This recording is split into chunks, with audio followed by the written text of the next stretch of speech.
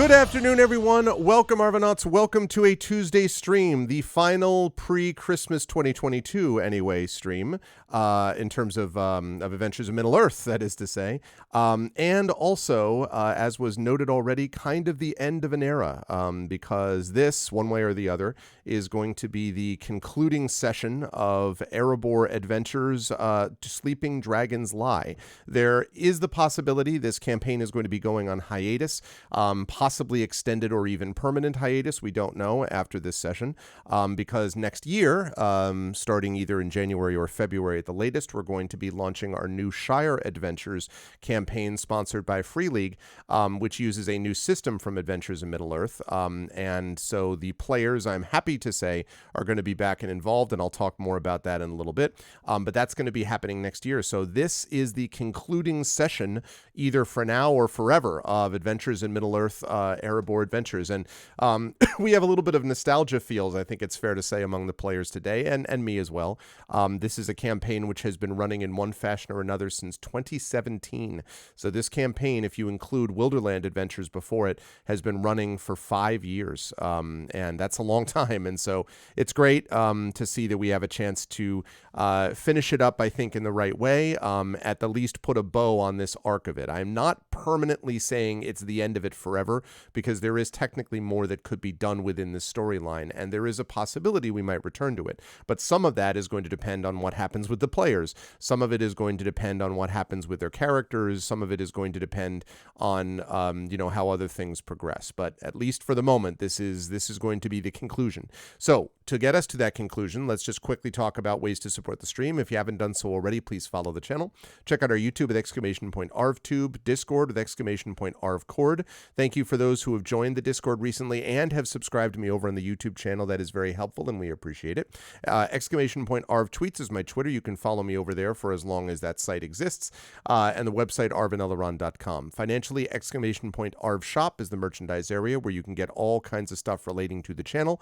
And some stuff which is going to be, new stuff that's going to be created going forward, hopefully per Shire Adventures going forward.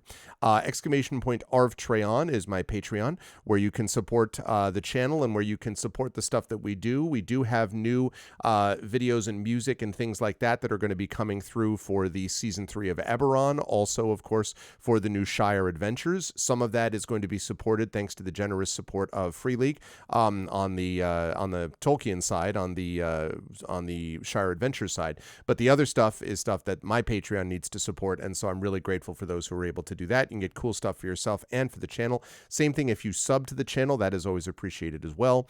And again, on the publishing side, !Icarus for my Icarus graphic novel from Athos Arts, !Library for Tales and Tomes from the Forbidden Library, my 5e adventure and sourcebook from Alligator Alley Entertainment, and Greyshade for my Greyshade novel, which was published in May from Athos Arts. Oh my goodness, Chaotix! Chaotix has resubbed. Thank you. 64 months, and you made it to the finals. Good to see you, Chaotix. Yes. Thank you for coming to the finale. I'm excited to have you here. Good to see you, my friend. So where are we? Yeah. So, anyway, Greyshade, if you go there, you can get a copy of that book. You can also get a copy of the, new link. You can pre-order a copy, I should say, of Renegade, which I am in the midst of going through my editor's edits on as we speak. Heretic, which will be coming out the year after that. Renegade next year, Heretic the year after that.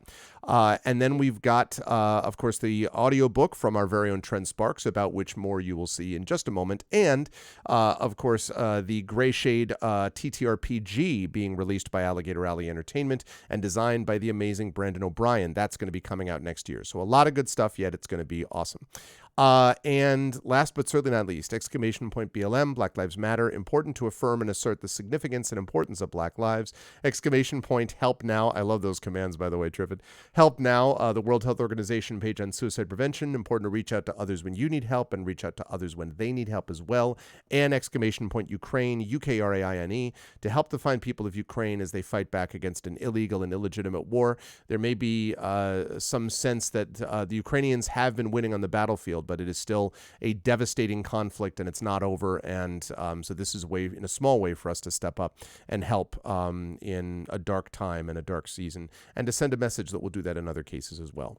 One quick note about scheduling: we're going to be going today, I should say, with this session. Then I'm going to be back over at GOG.com's Twitch channel at 4 p.m. Eastern for some more of Pen and Pixels and Road Warden, which I think is actually going to be a nice little chill chaser, let's say, to the shot of this game that we're about to play, which promises to be pretty intense. We'll be off on Wednesday and Thursday. Then I'll be back on Friday with Expedition from the Mysterious Peaks. And then Saturday, a Christmas Eve show of Ghost of Tsushima. Sunday, of course, we've got my holiday stream with Mrs. Arv, Little Arv, and Mini Arv, my family, playing together a Christmas game. Well, actually, a game on Christmas, not a Christmas game, a game on Christmas, as we do every year. I'm very excited for that. I always really enjoy that. And then we're into the last week of the year, and we'll be doing a little bit of extra stuff. The Patreon Field Chat Chosen Game of the Month, for example. Speaking of which, you should check that out, yeah. So there's that too. And because we're going to finish up the vote on that today. And so I'll be doing that next Tuesday. We will have more D&D with GOG Ghosts of Saltmarsh coming next Tuesday as well. And we will also have, of course, the holiday stream, the holiday show, my Game of the Year show, about what was the best game of the year for me, and just a ranking of the games that I played this year. So exciting stuff finishing up 2022. Now, with that said, I'm going to unmute myself and apologize unreservedly for whoever I might be interrupting because I can't hear them. And then I'm going to unmute them. And last but certainly not least, I'm going to head over to reveal for the final time. No, I'm just kidding. So we are all sacrificed to the old gods. Yeah, exactly. To reveal all of these times. Emily says 2 moments from this year's special premiere when Amal paused to reconsider, oh gosh, and when Arvin Eleron sang on the Streamiversary. Gratitude for Brad's wit and returned health. Trend's humor, and Tari's dwarven spirit and interesting facts. Yeah, I mean, listen, I think that's pretty the good. Nicest thing anybody ever said about my facts. That's better than Tari's interesting spirit and dwarven facts, which would be a little different, I feel. Thank you. That's very kind of you, Emily, and I'm sure the players appreciate it. But I appreciate you and my players, and I want to start by saying hi to one Mr. Trent Sparks. Trent, I know we've seen a lot of each other over the last few days. We had a very intense Eberron end of season 2 as well, so Trent's been right in the middle of a bunch of these fights. So I'm curious, Trent, about today. Are you looking forward to any moment, and I'm going to show more of this picture to show more of this nostalgia, but do you have any sense of nostalgia or anything like that, or anything you're thinking about in regards to today's session as we bring things to a close, or at least a semicolon, I guess, in the sentence?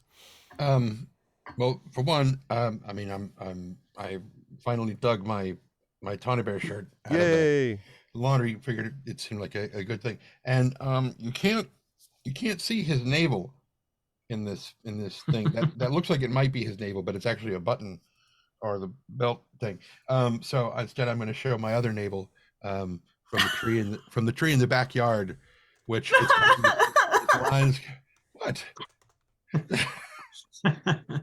We've only got 12 inches of snow that fell recently, right? Which makes me want to cry because I love snow. Well, bring me your oranges and you can have some snow.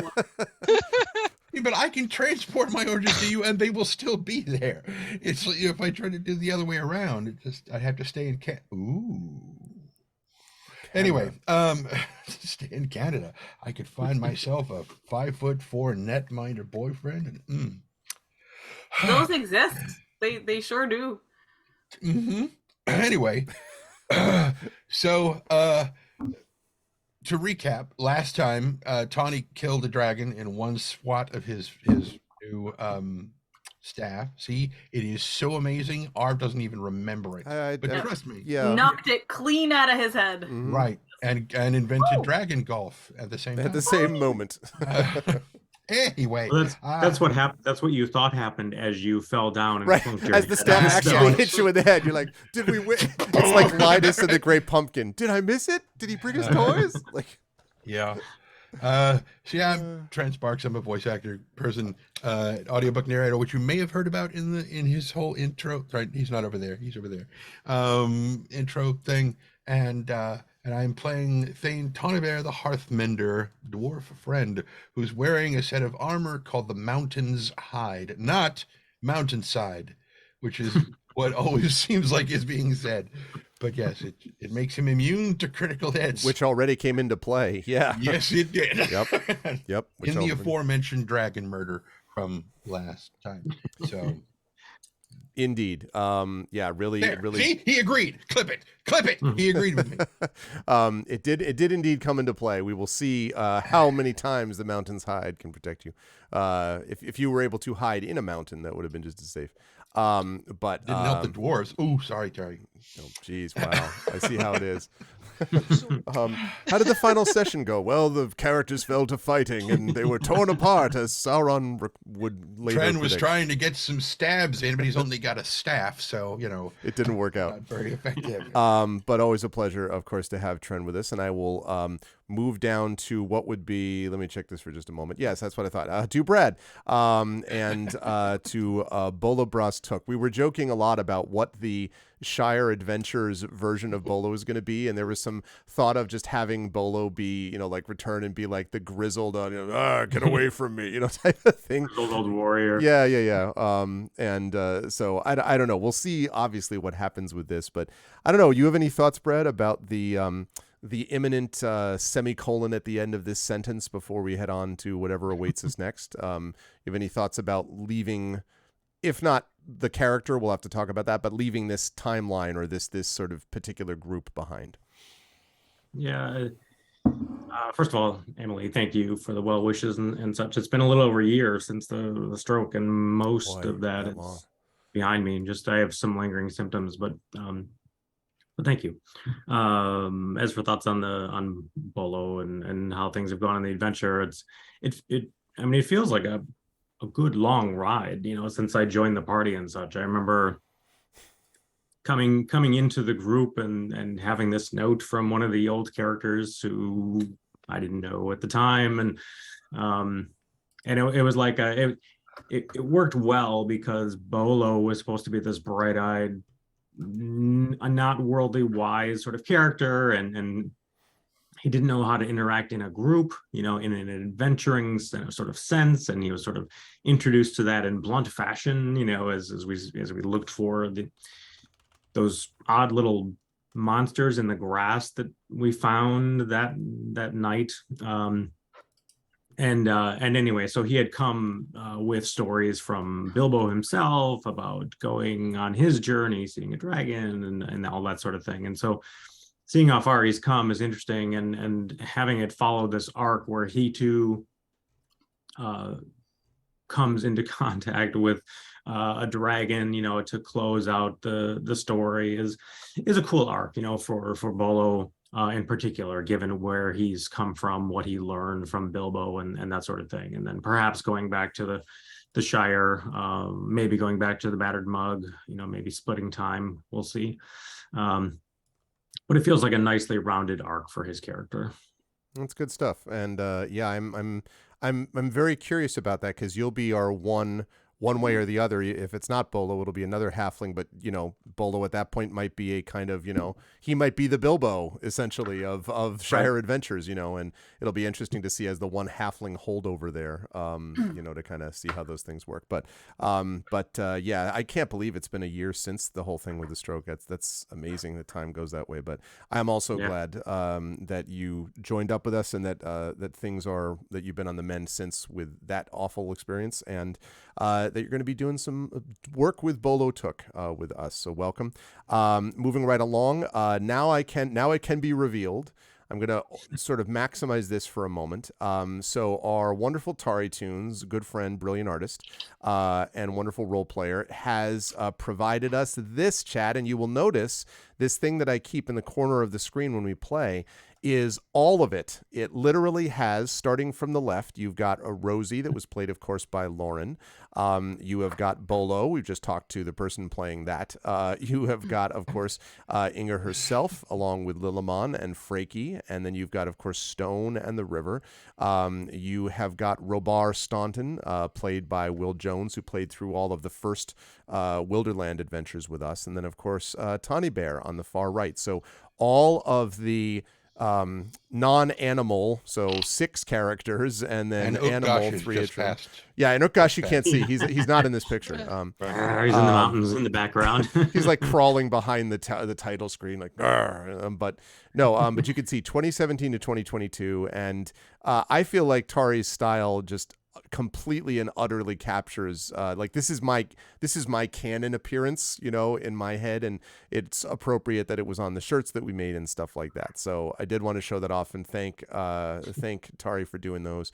And yeah, Tari, how are you feeling about this this nostalgia trip, so to speak? How are you feeling about the end of this? Although again, it's not the end of us as a group, but the end of this portion of the adventure. How are you feeling about that? And then who are you playing for one final time, at least? Well, like, first of all, thank you so much. Like, not just for like the compliments and everything, also towards chat, but like also, it's been a long 5 years, and an awesome campaign, and it's like I'm always kind of happy on some level when a campaign comes to an end, because a lot of campaigns don't have that luxury of ever right. It's true. Having very true. Just like happens. Oh yeah, we can't play anymore. Yep. Done with that. So see me, my entire D&D existence until about 10 years ago. Yeah. So like I'm just both happy about like the whole like everything, and words. What are words? That's why I'm one of the few people in this group who's not a writer, because what are words? But I'm just like both equally happy about the whole campaign and all the time we spent together, and also very much looking forward to the new campaign, because like the thing is, when you've played a character for like this long, there's at some point a level not where you like get bored of playing the character. Like I never got bored of playing Inga, but just like where you think that, okay, this character has on a personality level developed as much as they can. So I've actually been like for a year now considering retiring Inga.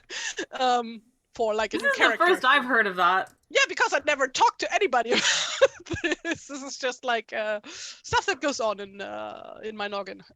So yeah, like very much looking forward to the new character, to a fresh start, I suppose. And also this time I'll hopefully not completely fuck up my character development, because people who have not been watching from the beginning might know that actually this game was more or less my introduction to 5th edition D&D. And I did not have the rules down back then, and so I made a shit ton of mistakes when building this character, and I'm pretty sure I have like half of the HP that I could have. You still have the most HP than from all of us. Yeah, but like I'm supposed to be a tank. 150 so hit points, AC 50. Not quite, no. But like when I at some point went like back through my character progression stuff, I like realized, wow, this makes no fucking sense. Why did I do this? Something is wrong here. Blah blah blah. But yeah, so hopefully, fingers crossed, I'll not royally fuck up next time. And also not do some weird Robo crossovers because like of certain restrictions with Adventures in Middle Earth. I also had like Greg let me do that. I need to point out that like I didn't just do that. No, I asked first, and he said yes, that I could like use stuff from regular 5e. So there's some Sanathar's guide stuff in my character, and it's just a whole fucking mess. So like yeah. Looking forward to my next character not starting out and developing into a whole mess, I guess. But yeah, so that's me. Also, for people who would like to have that image that Greg just showed us, it's posted in the announcement channel on the Discord server. If you're not on the Discord server yet, join now. !ARV chords, you can get that link. And yeah, good stuff. I love that. And then you can download it there. And yeah, I'm playing Inge, Thane Inge Homefinder. daughter of Ida and a council member of King Dain II of the Erebor, who is a dwarf and a stonemason and a wanderer and clan chief and all sorts of things. At this point, like I said, it's been a long campaign. Titles and achievements have been gathering up. But she also has been traveling with, by now, 2 animal companions, one of which is Lilleman, the obligatory pony, because you can't have anything Tolkien group related without throwing a pony or 12 in there. Clearly. And also Freki, a raven of the Lonely Mountain. Very exciting to see that all come. And yes, that's a good point, actually. I need to get this made into a massive poster as well, and then get the players to sign it when I see them in various things. That's what I should totally do. Well, I mean, should be out to the next Gen Con. I should have problems. Yeah. Listen, we there was a plan, as you may recall, for us thinking about doing that a couple of years ago when New Zealand, when we had Worldcon in New Zealand, and then the pandemic hit and it became all virtual and the whole thing. Yeah. So, but someday these next things campaign? will happen. Yeah. Next campaign. Someday these things will happen. That's like a year away. Always. That's true. I know. It's not happening until 2023. Always a pleasure to have Tari with us. Thank you, Tari. And last but certainly not least, of course, Amal, who has been with us not quite from the very beginning of Wilderland Adventures, but fairly soon into it, was able to join and has been a part of this for the whole time. And say again, what? And blow shit up. And absolutely, that's right. That's right. Actually, that more or less is exactly how it was with the goblin tunnels and all that. But I had a little bit of work to do because Amal was so busy with her incredible writing career, obviously. And with both, I had to pitch it properly with both Amal and Brad to be like, okay, so I know this is taking away from writing, but you could do this and this. But I'm so glad that both Brad and Amal were able to join up and agreed to do it. And will be sticking with us for Shire Adventures. So Amal, how are you feeling as we move into the winter solstice and into the moment of the denouement of this campaign, this particular campaign, at least for now? How are you feeling about that? So first of all, I think that in terms of almost from the very beginning, I hadn't realized you guys only actually started in July of 2017, because I joined in September of 2017. It wasn't that late. Yeah, that's right. So yeah, I really thought that it had been going on for longer than that before I joined. I'm honestly, I'm feeling really, I'm feeling sad. I'm feeling sad. I actually don't feel like the stuff that Tari was saying about Inga and stuff. It's weird to think that it's been 5 years. It doesn't feel like it's been 5 years to me. And one of the ways that you convinced me, it wasn't one of the ways you convinced me. It was just that once I started playing this game, it for several years became the only thing that I was doing only for fun that didn't have anything to do with any of my jobs, which were manifold. And they were not like my wonderful writing career. They were a PhD, a grueling teaching schedule, being paid a pittance, and then that continued for some time. So they were like, I don't know, I have a lot of deep affection for this game, which like I said, it's been one for a long time. It was one of the only things that I was doing for myself for fun, twice a month, 6 hours a month that I gave to like pure indulgence of just playing a game that I really was enjoying. I mean, even though that's no longer the case, I do actually feel like my writing career is going well now, and that I have a fabulous new job and stuff. It's probably the right time, but I'm still sad about it. And I will say, like, where character development and stuff is concerned, when you said character development, Tari, I was like, what are you talking about? Inga's like shining diamond of a character and stuff, but you meant like literally, technically, and tactically. In that case, I'm like, I was looking forward to more of the heraldic expressions of River's character getting some play. Like let's see, what was the next thing I was really looking forward to? It was God, break resolve. At 11th level, your steely gaze causes lesser foes to falter before you. As an action, you may attempt to instill fear in one creature within 30 feet of you that can see you by making a charisma check. Anyway, just like all sorts of I love it. I wanted to do that. I wanted to be able to see doing the axes clang and just like yeah, just to like. But no, I mean the dragon's like I totally wanted to have like back into the hole it came out of. Break resolve. So yeah, it's aspirational. Anyway, I will say to you that I was saying this in the green room, but I came. I came decked out, expecting tragedy. I'm wearing a Hadestown t-shirt that says Lady of the Underground. I'm wearing pomegranate earrings because of the myth. And I'm wearing a ring that says Ever Thine and stuff. And I just let's see, what's some other. This is actually my wedding bracelet. It is and I will love thee still, my dear, till all the seas gang dry, is what it says on this. So I am bedecked in expectation of character death, whether or not that happens. It is I have dressed for that. So and I'm playing the River. Now that I've said all of this about this character.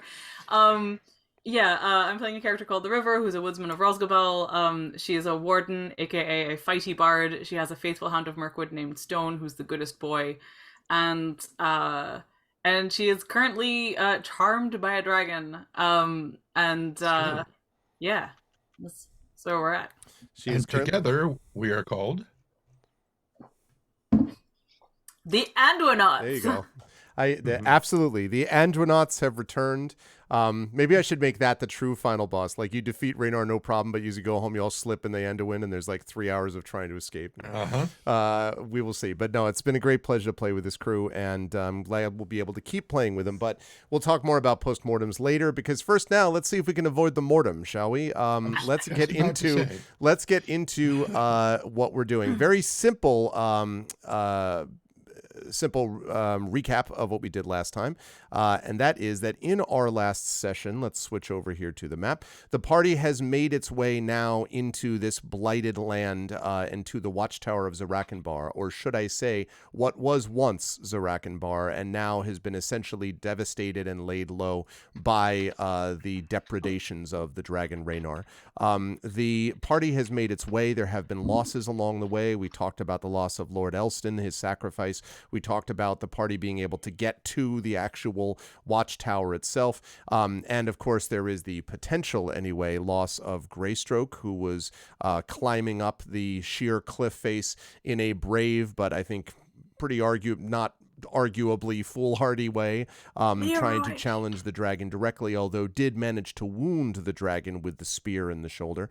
And the party called the dragon forth, essentially, by heading down the path to the area that was leading up to the base of the mountain upon which Zarakanbar sits. Skurfira appeared and said, where is Skurfira? There's Skurfira. Skurfira appeared and came running down and exclaiming that Greystroke could not wait and went up to challenge the dragon directly. The party had the horrible experience of watching as the dragon does what it does, crawling out of its cave down and then basically throwing Greystroke aside like it was brushing a spider off a wall, and watching Greystroke fall to whatever fate awaits her. And then while Skurfira cowered in grief, or just cried in grief, wept in grief, the dragon then came up to the party, and the battle began. And as was noted early on, mesmerized the River, who currently thinks that, Raynor's a really good dude. friendly dragon type, and that all it's good to see some dragons really being good people, and so forth. While Tani, Bolo, and Inga try to do what's next, Inga did distract the dragon enough to pull it from the cave, which may be very important, to pull it from its lair by repeatedly blowing a war horn, which, as I mentioned, has now dramatically echoed back and forth across the valley in, a 100-mile radius, alerting everyone in that whole space. So we will see how that goes. And now we are going to see what happens when the party confronts them directly. And so as I fire up the music for this, which is definitely combat oriented. Yeah, no, right. There we go. Okay. As we do this, let us get to things. I believe we had just wrapped up at the end of the round with Utgash having leapt up and grabbed on to the spear in the side of the dragon's shoulder. And so roaring, you can see Utgash is up there holding on. And in case anyone is like, who is Utgash? I'm glad you asked. Utgash, the burned orc who has been with this party across this strange and weary journey across the wastes. Utgash is up there fighting, and that's going to bring us back up to the top of the round. Thank you for the follow on my channel. That's going to bring us back to the top of the round with Bolo. So, tactical situation, and the party can correct me if they're wrong, but I'm pretty sure this is the way it is. Currently, the river is by the side of the passageway where the dragon has gently swept her. Next to her is Stone, who is kind of in semi-guard my master, I don't know what's going on here mode. In the meantime, Freki was told to GTF out, get the Freki out. And Freki did, and so is gone. And so Tani attempted to swing a staff against the dragon, which bounced off the dragon's snout, which did not, in fact, destroy the dragon or whatever was being claimed earlier. It just didn't do anything. It just didn't do anything, yes. That is true. This is after Tani was originally, in quotes, rended, and then stood up after having been rended. And then, thank you very much, Rudnell. Rudnell has pledged for the Patreon, which is great. Thank you, Rudnell. I appreciate that very much. Thank you. Let me just refresh that then. Give me just 1 second. There we go. Now we're back up to that. Thanks to Rudnell. I appreciate that. We're making our way back up towards the 200 mark. Thanks, Rudnell. I appreciate it, man. And I'm glad to have you back. So we've got that. We've got Inga, who is just on the side, having blown this kind of like moving serpentine up left and right side of the passage while blowing the war horn, and we will see what Inga's going to choose to do next. And then Bolo had just leapt out from a crack where Bolo had hidden, attempted to sling the spot where the spear had landed, and unfortunately was not successful because dragon. But that's fine. That's where we are. So as we go to the top of the round, Bolo, you are standing there in the passage. You're in full view of the dragon, although the dragon at the moment seems to be dealing with a certain Bjorning who bopped him on the snout. But you are currently looking at that in that direction. What would you like to do? All right. So, hello, Lolly. Would Bolo know? Like, it crossed his mind that I'm far enough away from the river. Well, how far am I away from the river? So the dragon is right next to Tani, like 5 feet away. You are probably a good, I would say 30 feet back of that. And the river is over to the side of the dragon. So you're probably, I would say 50 feet, probably maybe 40 to 50 feet from her is what I would say. So I could get there on a full run? Yes. If you dart, you could get within 5 feet of her. Well, okay. I mean, so the notion is... Although you are going to be attracting the dragon's notice when you do that, by the way. Yeah, we're in mid-combat too, so I can't be thinking about this too much, but like, would I know enough about this at all to know if like physically shaking her would give her like an advantage on breaking the spell she's under? I'm not sure you would know that, but I would be willing to accept the idea that you might try something else to try to break her free. And you could be creative in how you want to attempt to do that. The hold of a dragon is very strong, but so is the friendship of this party. So right. I don't know what else I could do. Not Direct strong enough assault. for me to care about Tawny getting hurt, though. That's okay. That's just normal. I mean, look, I was expecting a direct assault with flank seer, but I just... I mean, helping you helps us all. that, and since I am engaged with the dragon, not like that, but Are you sure not like that? Well, I mean, we just met, since he's gotten his work done, yeah. And everything, and so no, but Suddenly got hot, huh? Well, so This flattery. Hey, you've gotten a lot hotter since the last time we saw. Great, yeah. So what I was going to say is being a rogue as you are, or the roguish type. I mean, you've already got a companion who is, in melee with that thing. So if you hit, you get sneak attack damage. So yeah, and I just don't have.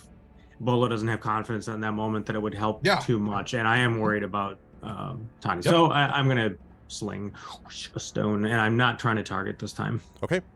Then you may make that attack for me, please. Bang. Ooh, that is a lot of hit. Yes, that will absolutely hit. Nice. Okay. So. So a pitiful 22 damage. Only 22. That well, is. He's not looking at me. Yeah. Well, that may change actually, because let me just pop up his notes because I have mentioned he has these things called it's bludgeoning, which I would imagine helps versus like piercing or something. Yeah. Well, actually, I'm wondering if it doesn't actually mean that he hits. You basically hit. His eye, something like that, because definitely this does some serious work. Then we're back to talking about what Tally said in the green room about took your eye. Oh yeah, there it is. There it is. We were waiting for it. Okay. She started it. She started it. Don't yell at me. No, I know. Now there's a took. What do you mean? He took a dragon's eye. Well, you were calling him a hot. You were calling him the definition of when he got hot. Would that make him a hot took? No. Are you trying to make a pun on a hot take? Maybe. Yeah. Maybe. Oh You my saw it. God. You saw it. It was right there. Okay. Really hard. You're like, no, it really wasn't. sorry. Like Pausing uncooked play powder. on account of I need to explain that my husband, who's obsessed with puns, sometimes does puns so awful that we have to refer to an episode in his youth where he attempted to do some wordplay on the phrase "speak of the devil," and for some inexplicable reason, he decided that what he had to do was say "Spock of the gerbil," and the person he was with, the friend, was just like, what? And that Spock of the gerbil has become a shorthand for Spock us of the for gerbil. like the most spectacular failures of wordplay. And sir, I tip my headband to you to say that was I tip my Spock gerbil of to the you. gerbil. A Spock of the gerbil. You just wait though. That thing's gonna boomerang back and be seen as brilliant in about several years and a lot of alcohol probably. It is so regardless that Streets blow ahead, huh? does hit. It does hit. And so the dragon roars. Now where do you move? I should say because you did the sling first. Well, right? I'm keeping a good distance, so I'm like 30 feet away. I will back up a bit to. Okay. What is the range on a sling? I wonder.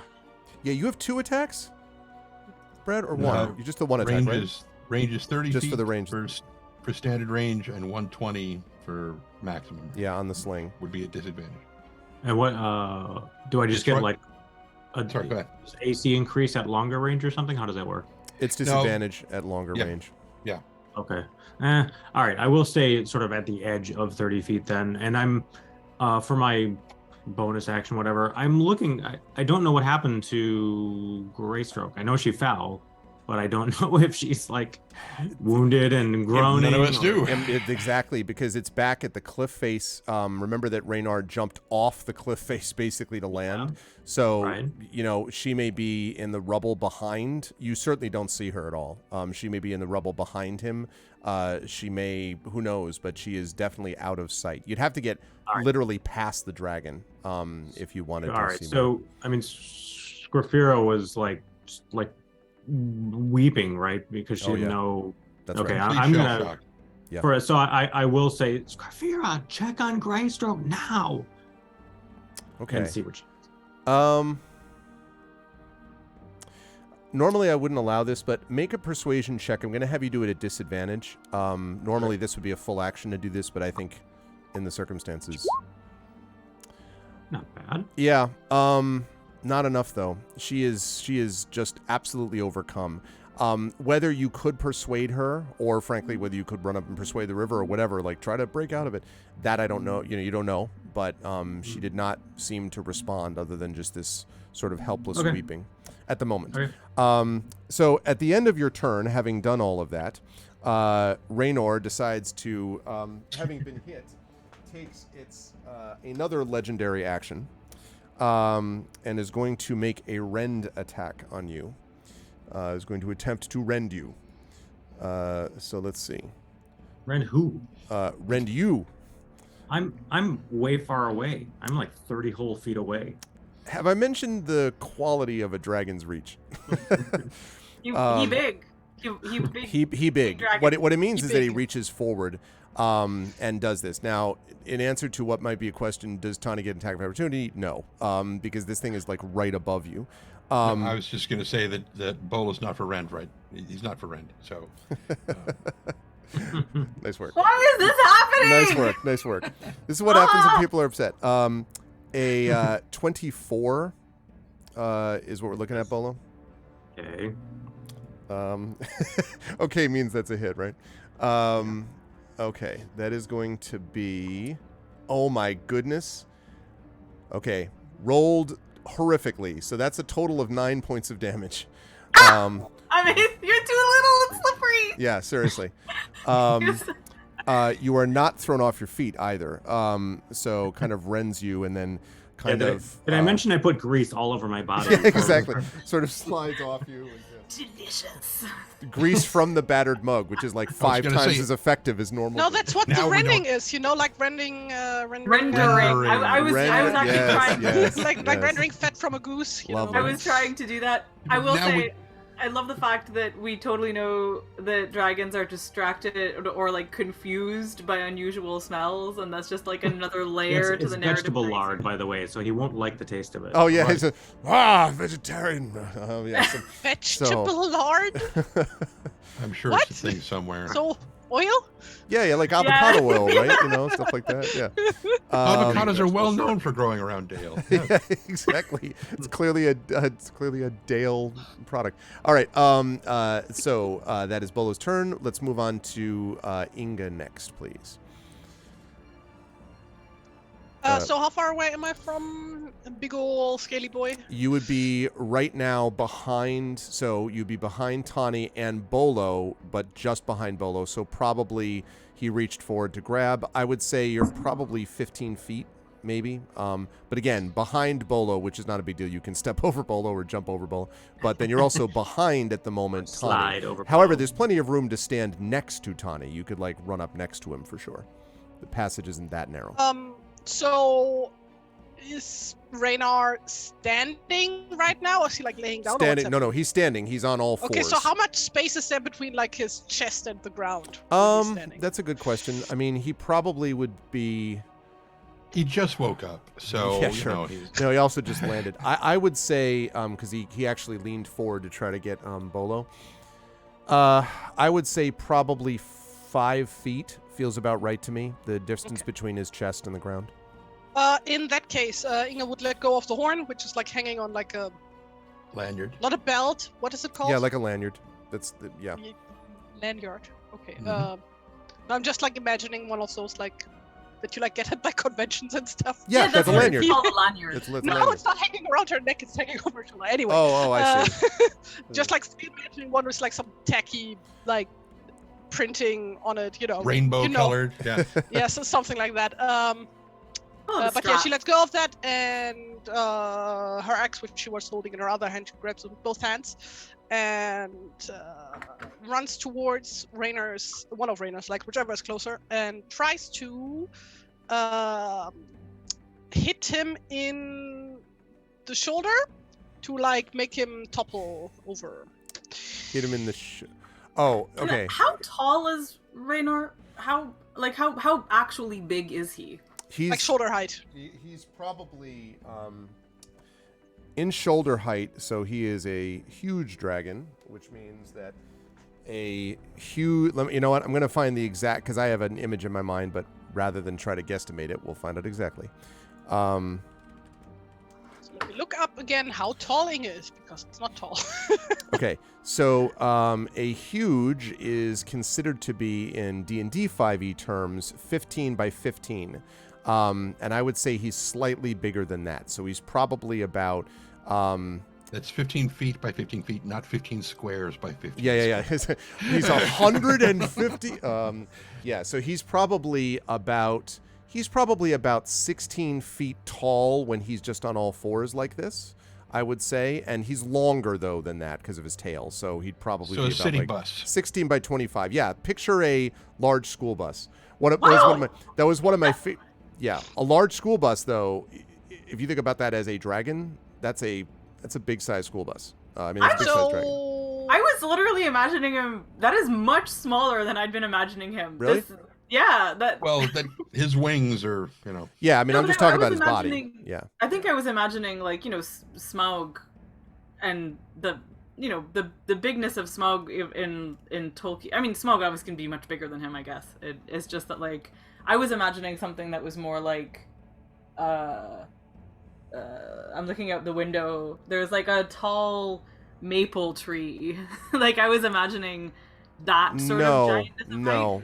So this is actually reassuring. He has to be able to fit inside the cave. And Smaug, of course, was an ancient dragon by the time Bilbo actually faced him. This is not ancient. Although he is legendary. Right, and grown larger because of something that you don't know. Having eaten a lot of dwarves. Yes, exactly. So anyway, so now that you know that, so Inge should be able to hit like the bottom. Like I'm assuming, like anatomy-wise, it's like a large crocodile, more or less, right? That's right. I would say that's true. So she should be able to hit like the bottom side of his shoulder, right? Can try to do that. I know what you're talking about now. Yes, because like the spear is in his shoulder, which is why I'm being thrown off by that. The spear that Greystroke hit with and that Ugash is currently holding on to is in the shoulder. Yeah, I guess that like Inge would like strike in that general area. Okay. Just like hoping that she can like kind of an overhand take strike away too, his I assume, uses. right? Like this thing. Yeah, absolutely. Okay. All right. Like her axe is roughly about as high as she goes, so like I'm assuming she can like hit up to like 10 feet from the ground. So yeah.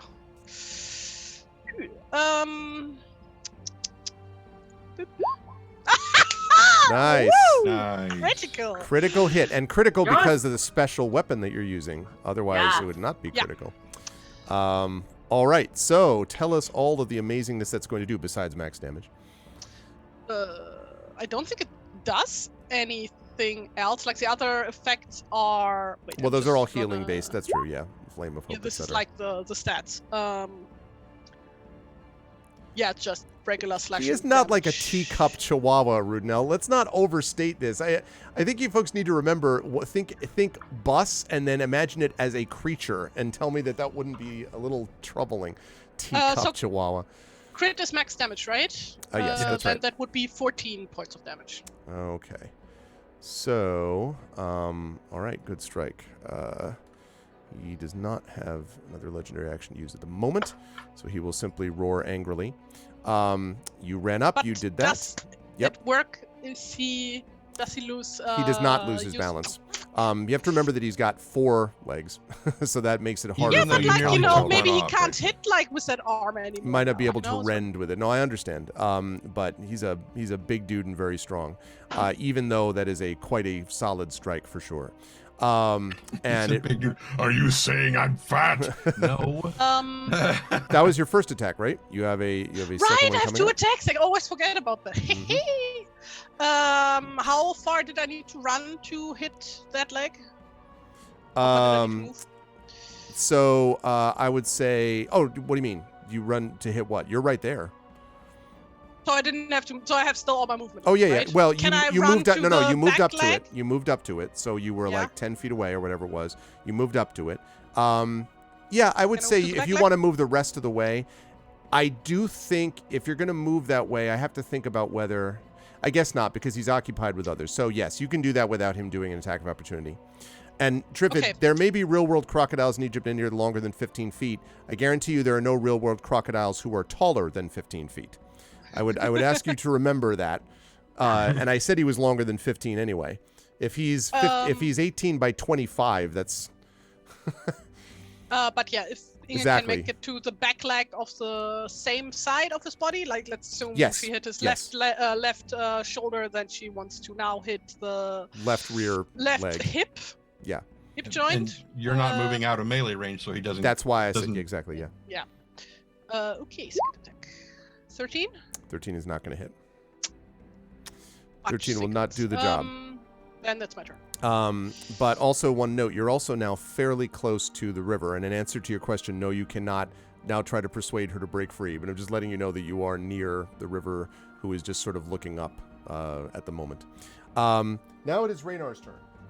So Raynar goes after Inga, so it is going to be Raynar's turn. I think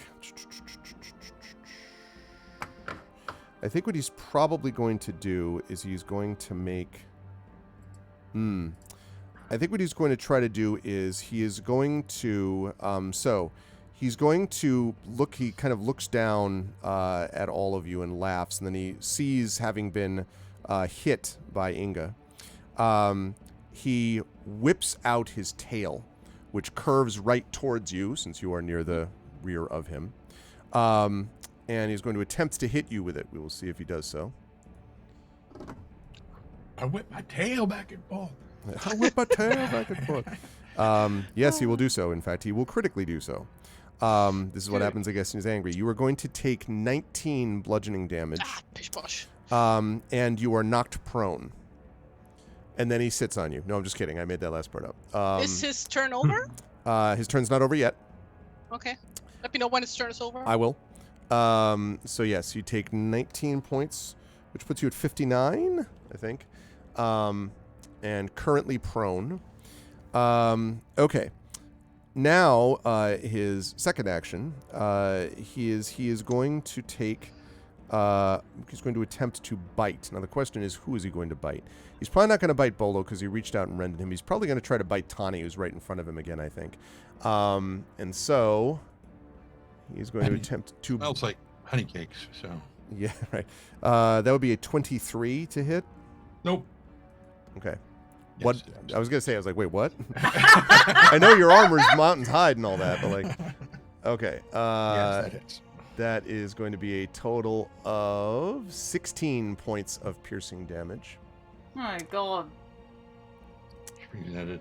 20, which puts you 21 if I've got that correct. Yeah. Okay. I took 19 Wow, I damage hate yesterday that. dropping a pickaxe on my foot. Boy, I'll tell you what. Okay. So he is obviously going to stay where he is. That's going to lead us down to River. Now, River, you're going to have an opportunity again to make this saving throw. Again, unfortunately, this comes at the end of your turn. I'm sorry. But currently you are watching. I'm curious about if you have any thoughts, just very quickly. I don't want to take too long on this because I want to move our combat ahead. But do you have any quick thoughts as you see Inga like swinging away at this dragon and the dragon lashing back at Inga? I mean... I know you as the player do. I'm wondering if the I character know. would. No, it's hard to figure that out. Okay, sorry, I don't want to put you on the spot. Go ahead. And that's fine. Like the best that I can. I'm so sorry to like. I really am having a hard time with this mechanically. Like I have to just imagine that she's just not seeing it. Like that's the only way I can make sense of it. If like the being mesmerized makes it so that, you know, I mean I can. Here's what I would say. I would contextualize this as it's how you contextualize the attack. It's a kind, my sense of it is that there's a general sort of sadness that friends are fighting, and it's a little bit almost out of body. And so that's the sort of blissed out feeling. I have not talked about what would happen if the dragon hits stone. I'm not sure that wouldn't break the charm too. But again, the dragon is being clearly, meticulously careful not to hit you or stone. At the moment. I mean, okay. I mean, give me a second. Like, so sorry. You could just go ahead and do the saving throw, Amal, because I don't want to make you wait through that, and I want to make sure. You know what? Let me make the saving throw and answer you based on that. That's fine. Sounds good. Wait, was the dragon's turn over? I beg your pardon. That's right. I was supposed to tell you when it was over. What happens? I use my what's the set ability called again? It's somewhere that lets me move at the end of the turn of. Okay. Yes, that's right. Blah blah blah. So yeah, I stand back up. Okay. Yes. Good call. Well done. Forgot about that. Sorry. Okay, River. Stand back up. Okay. Rudenell's trying to inspire the river. Inspire him. I thought for sure that I just gave you that inspiration, Rudenell. Why is that not working? I saw it be given. You know why? No, because I added... No. I know why I did this. I made a mistake. Because Shadow Mage has a special command for this. My fault. Regardless, it's there and then it's used. Now it's there. Now go ahead. Go ahead and inspire now, Rudenell. I got it. Sorry about that. Go ahead and use it, Rudenell. My apologies. Let's see what happens. There it is. Okay, Rudenell is inspired Amal, not just the character, to be clear. Play to find out what happens. So let's. I assume you're using that, right? On this one? Wisdom. Yes, I am. Okay. Wisdom saving throw? Yes.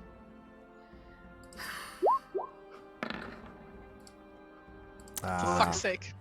Oh boy. God. Well, the dice just don't want this to happen. Okay, so what's gonna happen here is so River is caught in this the way that she feels is that she's in a strange current, actually. It's not dissimilar to being in the Anduin, where she feels like there's all this water around her that's actually warm and pleasant, but is a current also pushing against her, and she's pushing back against that current. And everything about the current is suggesting that she'd have a very nice time if she just let go and floated on these pleasant, warm, honeyed waters. But there's something that just doesn't quite work about it. And when she feels this pressure when she sees her friends attacking Raynor, towards whom she feels this fascination and desire to communicate with. So she looks up at Raynor, and she's just consumed with this like confused sadness, and just and says basically says, I think she just raises her voice and says, I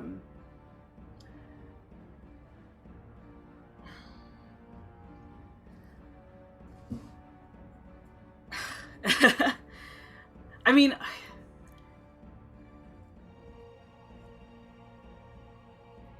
sorry, as like I'm trying to abide by the whole like, you know, not trying to dissuade Raynor thing, but like he is the giant powerful I think you could do so. Here, you can say what you like within reason of what you're being charmed by. It's just not going to have a mechanical effect.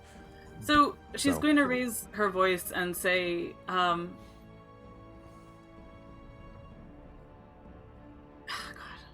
I have this whole speech planned for like if she does come out of. Well, then hold on to it then, because we got more, you know. So hold on. So what she's just going to say in this case is to just call out generally to everyone and say, stop fighting. We can speak to each other about this. Just wait. in a way that is sort of directed towards everyone who's fighting. And she's not used to feeling helpless when she raises her voice to make something happen. But in this case, really does feel that way. I love that image too. The idea that it's almost like a, like her song has been stilled temporarily or something, which is something she's not used to. I've just put, by the way, a picture of Raynar up there in his sort of serpentine mode. This is an older picture. It's an older code, but it checks out. It's an older picture. But that's kind of the long serpentine image of this. Killer Croc's cousin. One thing I want to keep in mind only with, just that I'm reminding myself of, is there is something... Wait! Oh, never mind. No, that's something else.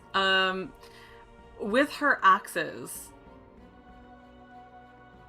Oh, that's what it is. Yeah, okay, here's something I've been ignoring, or forgotten. I get +1 to saving throws with Problem my is the axes are on the ground. Remember at the very No, beginning... they're not on the ground. No. Remember we talked about the idea that he asked you to. We talked about this last time. You drew forth your axes and lay them on the ground. That was the request that he had made when you were charmed to do this. You hadn't had them out, and we talked about that, the fact they were in your belt. But he asked you to, and you did, draw forth and place them on the ground, because why would you want to fight? I remember you saying draw them out and like hold them. I don't remember them on the ground. Whatever, it's fine. Yeah. But I'm reminding myself that they're there. Yeah, and they still are on the ground, so you can like get to. They're like 5 feet from you. You could get to them, easily. Okay. So thank you for the follow. Okay, that leads us to Stone. Is again, I'm going to continue to maintain Stone in this holding pattern. If someone attacks you, Stone is clearly going off on them, but it feels like that's clearly what Stone would be doing at the moment. Is trying to protect you.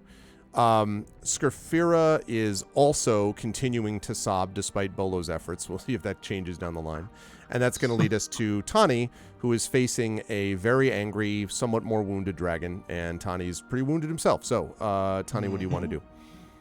Well, despite the lack of potency in the River's words, Tani really doesn't want to fight because he's not really a fighter.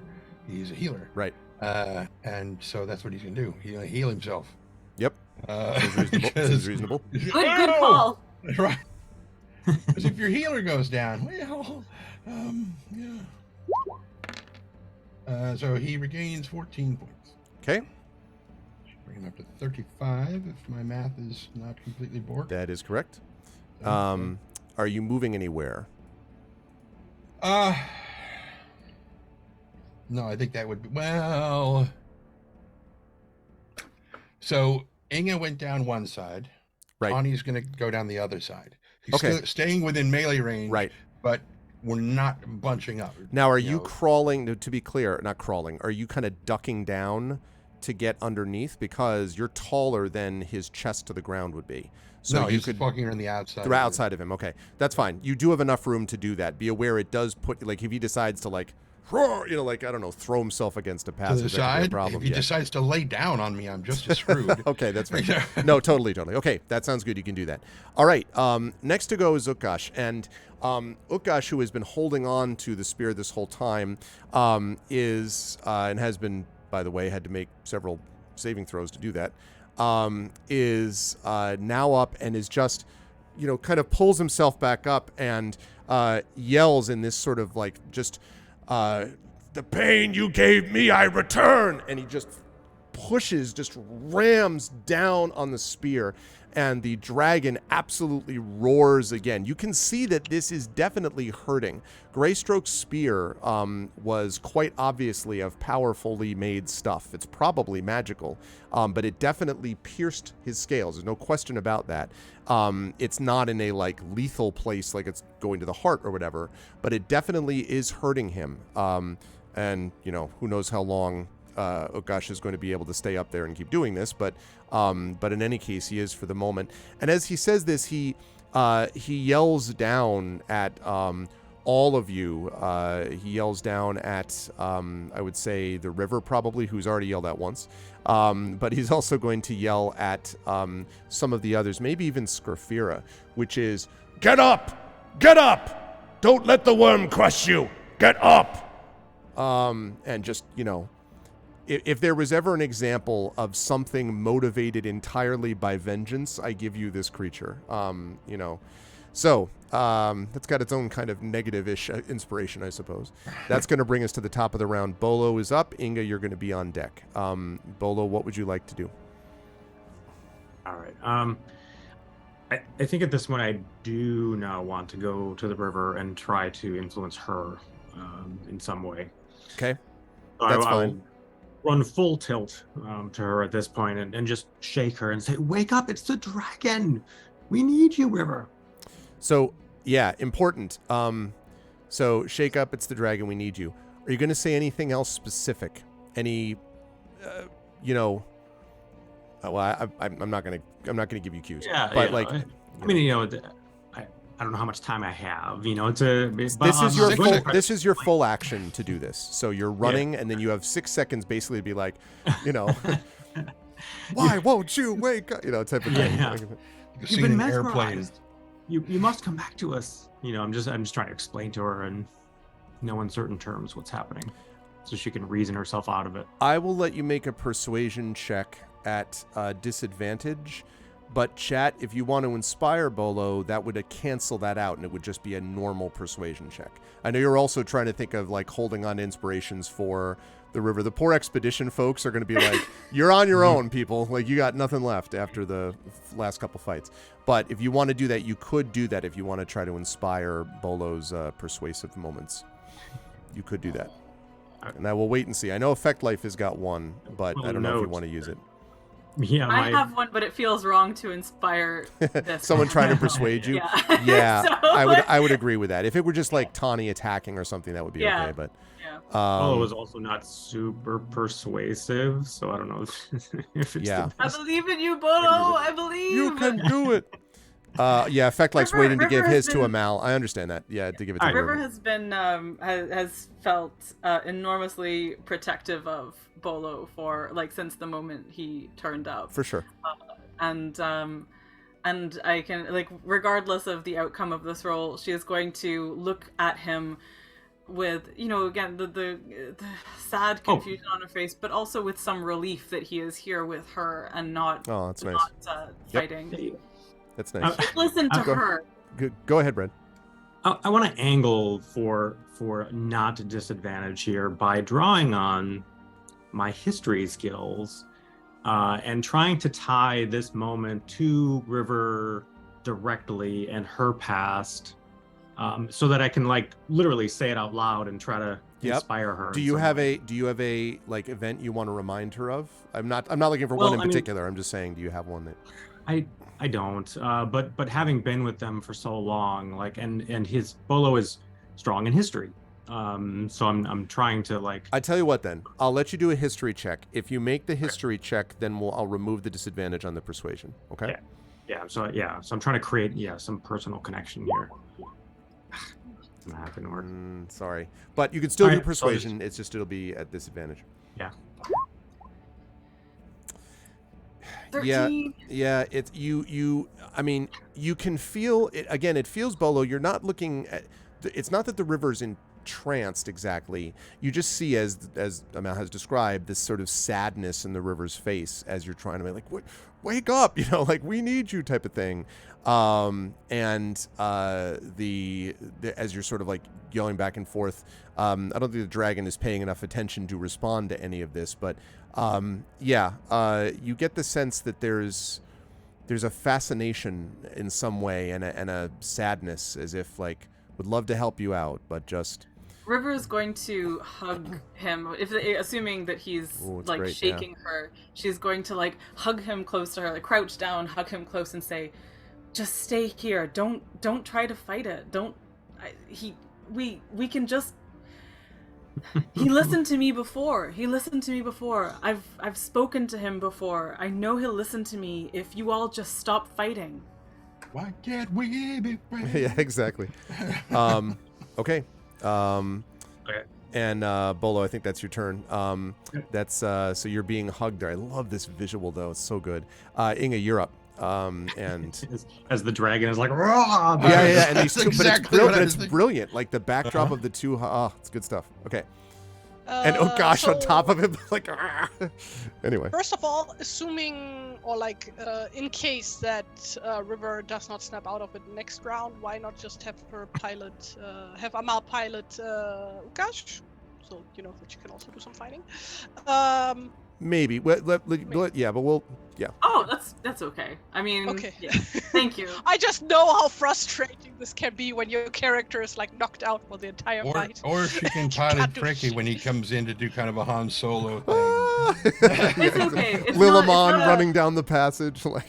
It's genuinely not a frustration of not being able to be in combat. It's a frustration with the fact that we are in combat, like without there having.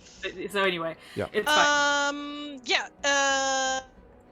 So Inga would like look over to River and go, "Step out of it!" And then she would attempt to power slide underneath Raynar to the other side to cut open his belly if she can. Oh wow! Okay, Yes, I love you! I love that image. Dying for someone to do this. The power I needed slide. to get in range first, you know. I was This dude is genuinely big. trying. I was genuinely like imagining like how would River get to do this if she got the chance and stuff. So it is delightful to me that you're doing this. Okay. Please hit. Exactly, Triffid. Yep. Does 14 hit? Probably not. 14 is not going to hit. Unfortunately. Okay, second attack. Yep. On the other side. You come up the other side. Oh, For fuck's sake! fuck's sake! No! You did the I power slide, but you're just missing the whole. I was so close to using inspiration here, but I was like, no, it doesn't feel right yet. Yeah, it doesn't seem quite right yet. Okay, so like Inga basically rolls out under him on the other side and gets back up again. Okay. It's like right next to Tawny. Yep. Yeah. Like hi, which is Hello there.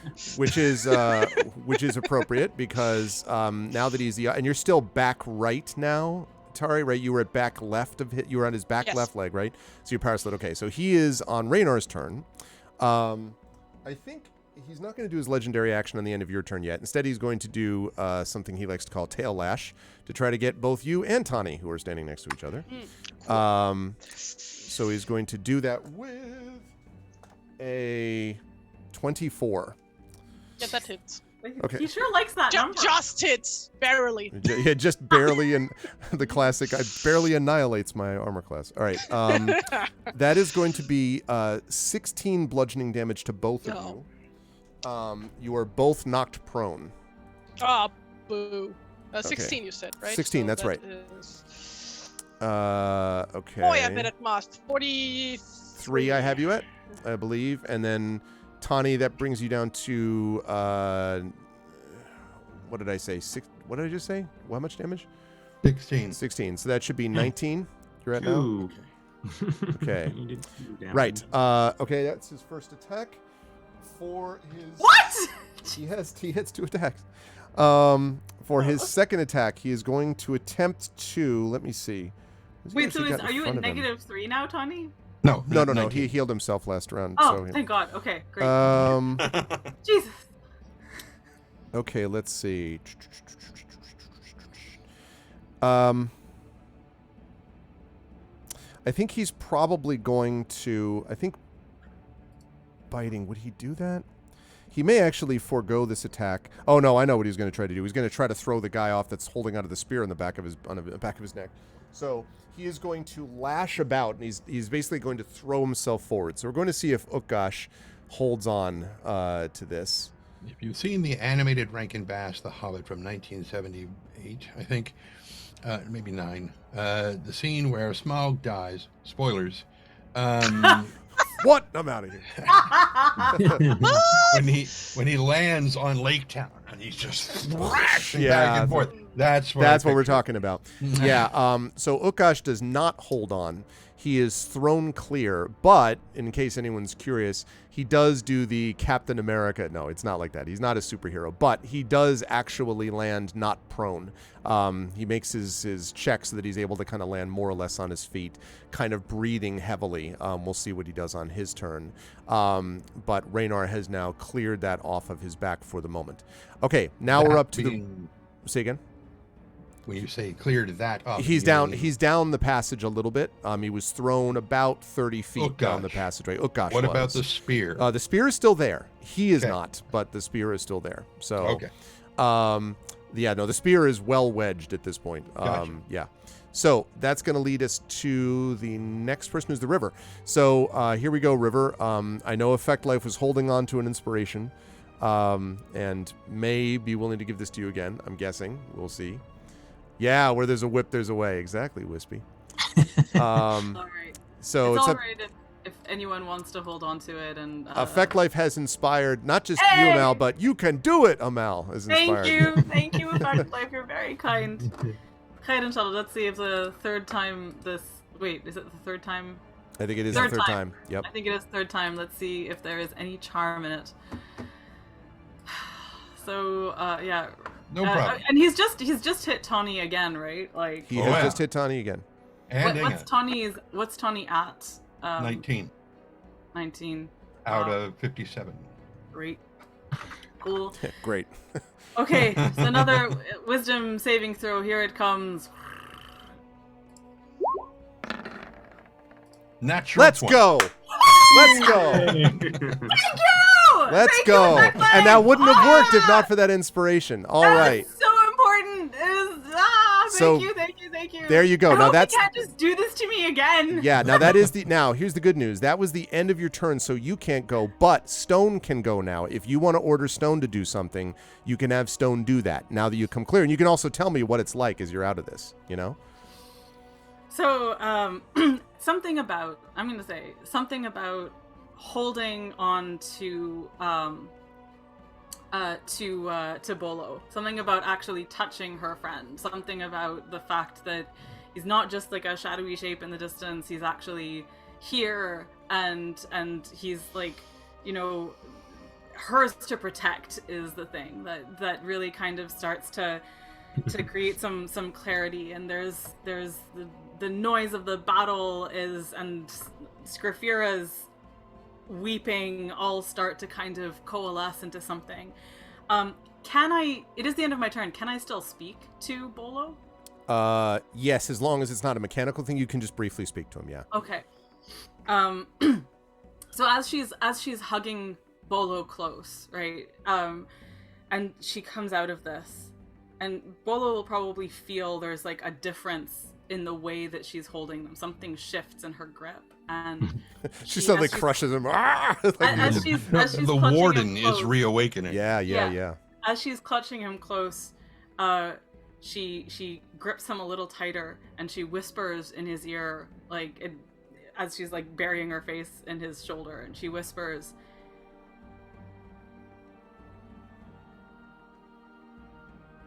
"You're our best chance of finding his weakness. If you can get under him and look for it. Stay hidden, though. Just do what you do best, Bolo, and I'll distract him, all right? I'm back, though. I think I see clearly now." All right, Bolo has just a brief reaction. His eyes kind of widen, and he has this like glimmer of hope. Nice. As she does this.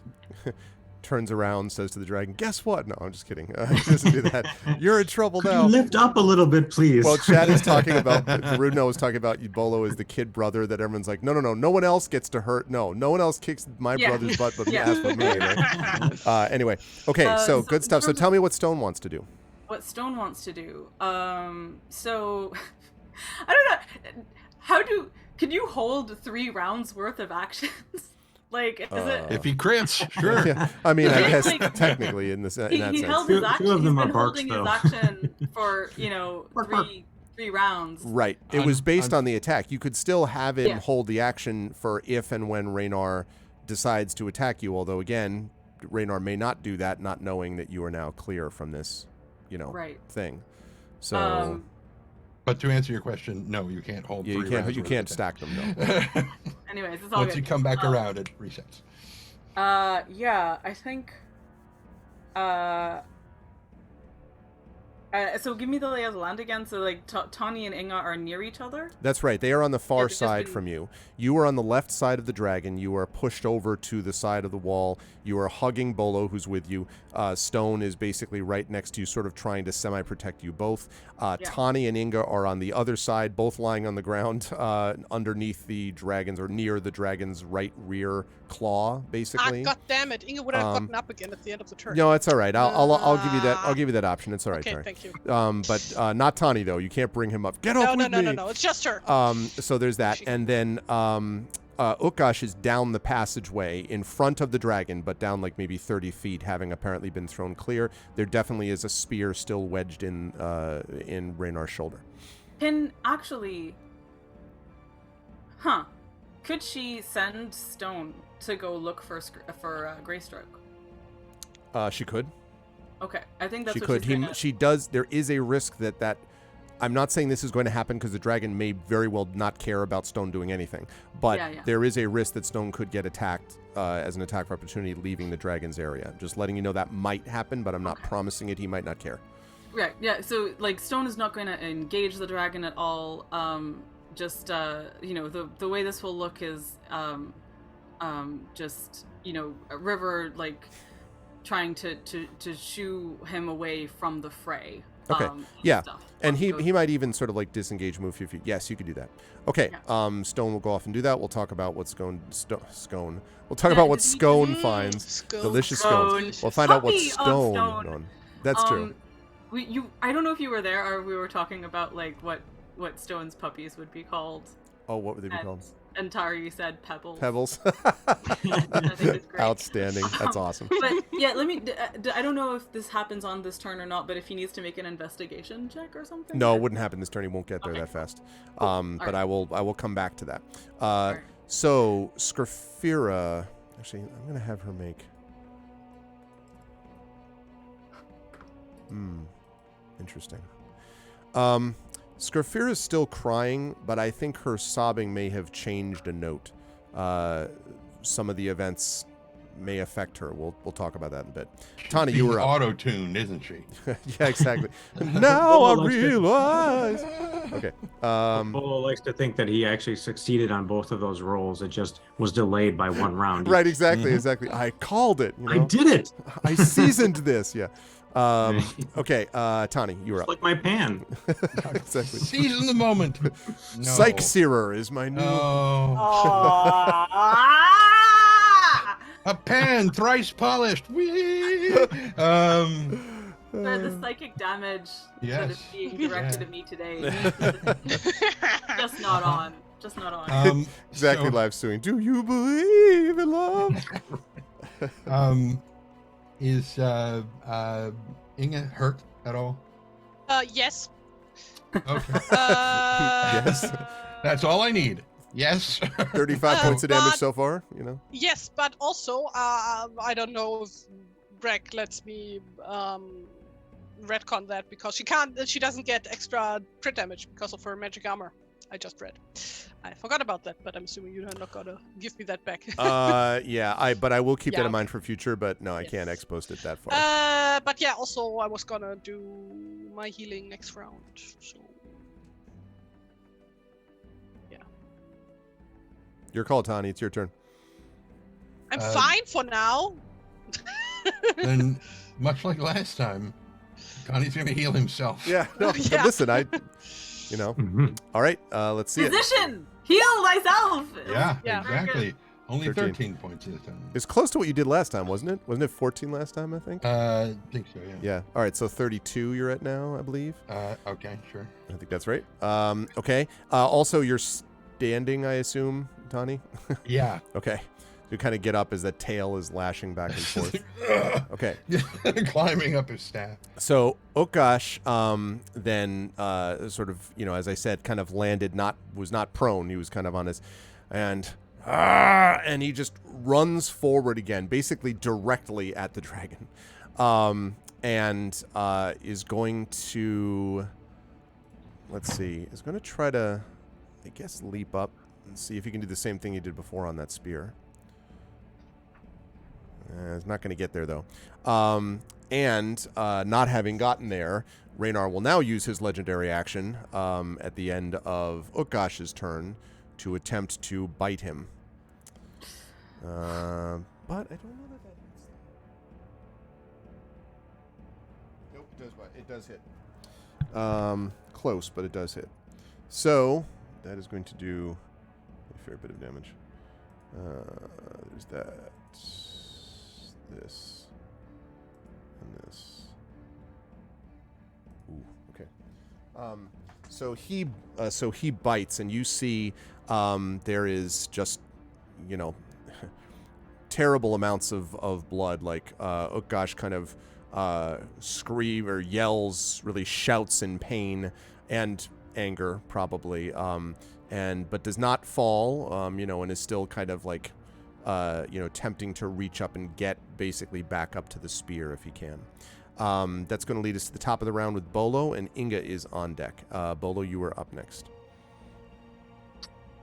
Okay, I am going to do as the river suggested, and while still trying to find a bit of cover, I'm being a bit reckless in trying to find some kind of weakness, in Raynar and underbelly, I suppose, focusing there. Okay, let's have you make an investigation. No. Actually, no. Perception check here. Yeah, perception. Let's have you make a perception check. Is he looking at me at all? Is he like directly looking? Not at the moment. I mean, if you go look for the thing under his underbelly, you were obviously putting yourself at significant risk. But I mean, listen, You're all fighting a dragon. You're all in significant risk. So I mean, You're the only one of us, I think. No, actually, Inga could too. Who could actually stand at full height under the dragon? True. Quite true. Doing a car inspection. Because he's like 5 feet above the ground, right? Yeah, 5 That's right. And Inga is 5'1". So. Oh, just a slightly duck. Bolo is totally fine. Yeah, I'm going to do the 30-point inspection and top off the fluids on Raynar and see what I see. That sounds good. Your problem is you got to change these tires. If you move these claws around, you didn't. Rotate the claws. You got to rotate the claws. You got way too much.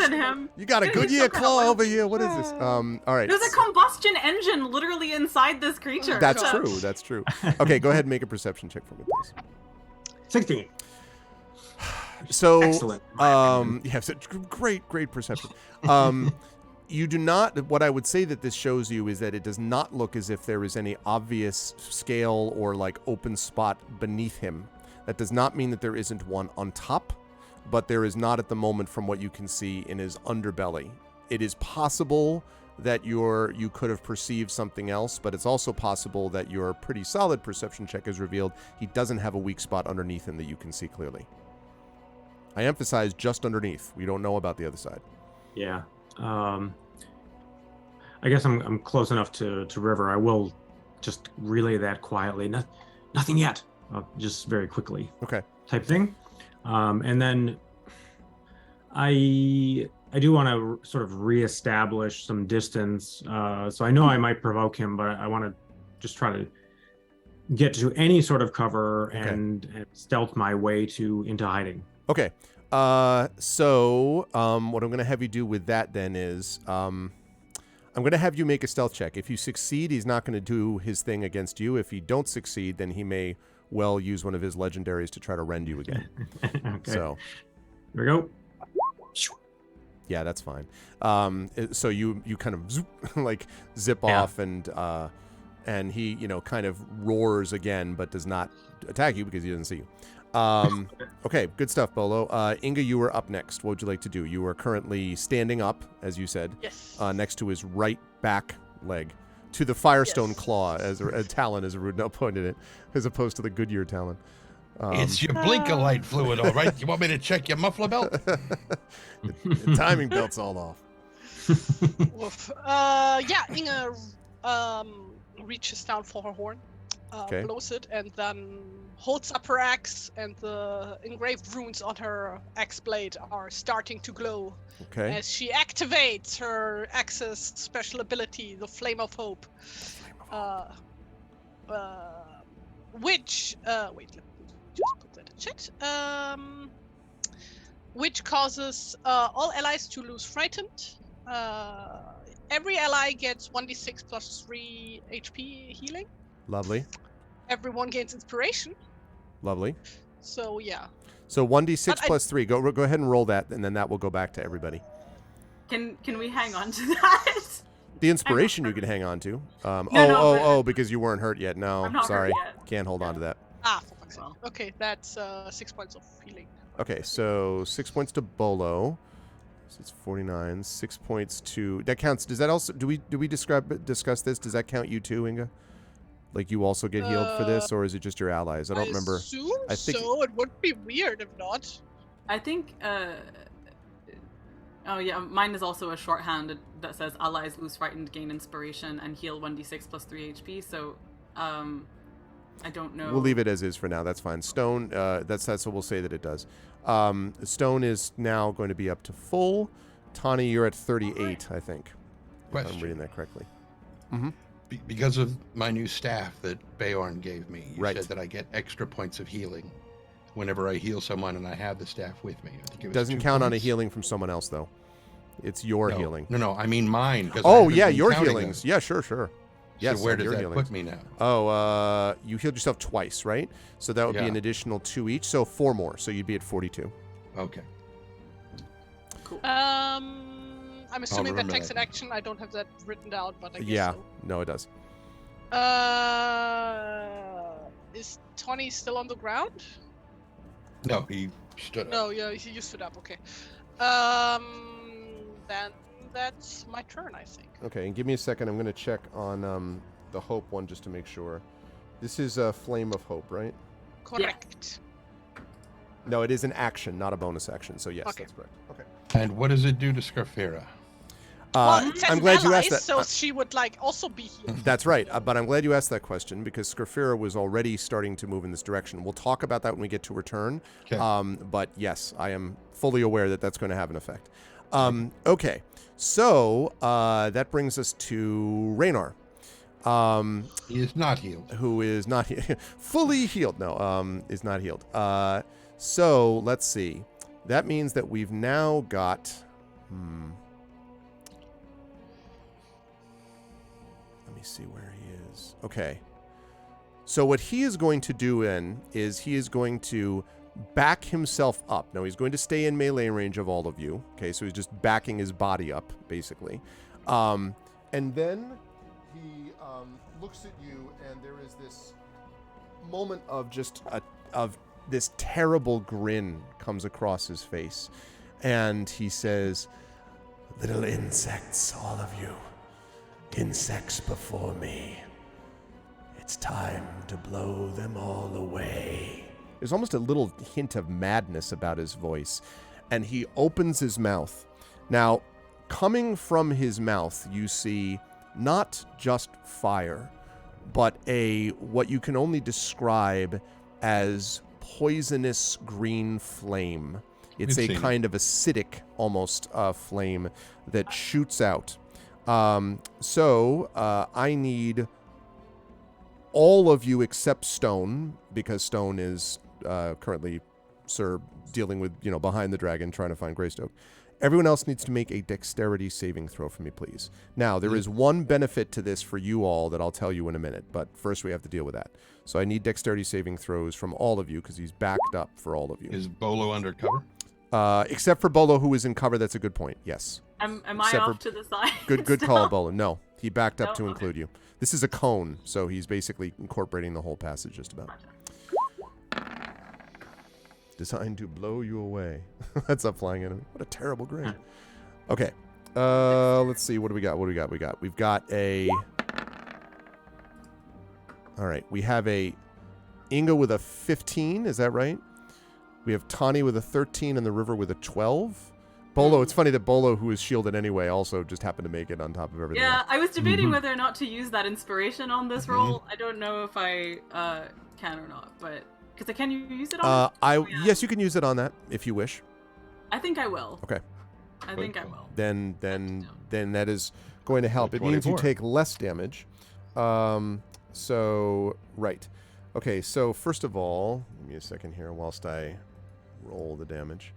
So you were all engulfed one way or another, except for Bolo and Stone. For this is going to do. Okay. This is going to do 38 points of poison damage. Yikes. 38 points of poison damage. There's an additional effect, and you all will get a benefit. I'll explain in a minute.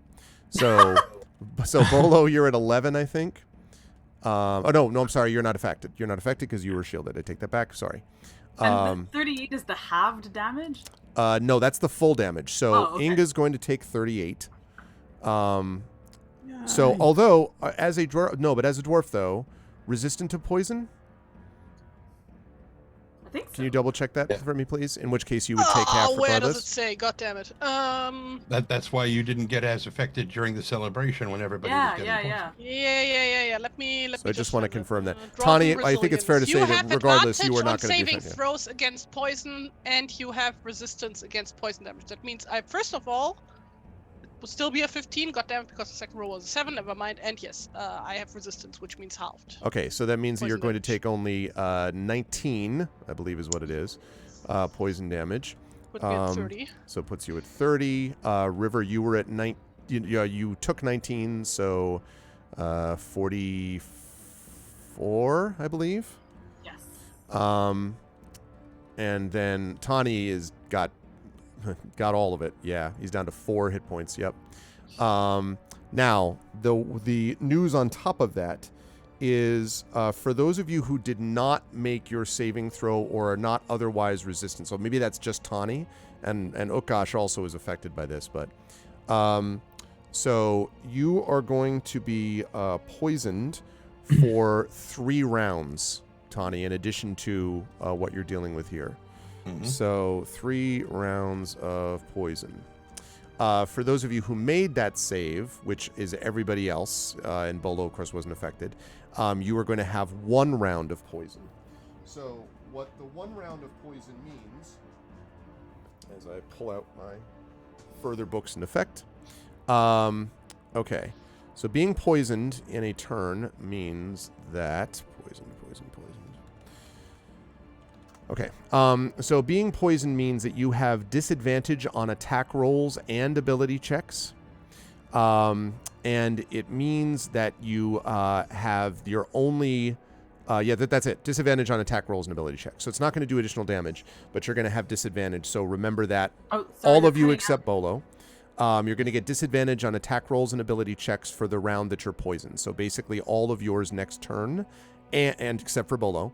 And Tani is going to have to deal with this for an additional 2 rounds beyond that. So the next 3 turns, Tani's going to deal with this, unless Tani has some way of healing himself from poison, which I don't know if you do.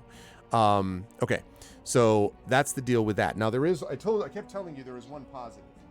The one positive effect is that when he uses this attack, it means that any heroes within range may use their reaction to make a single attack.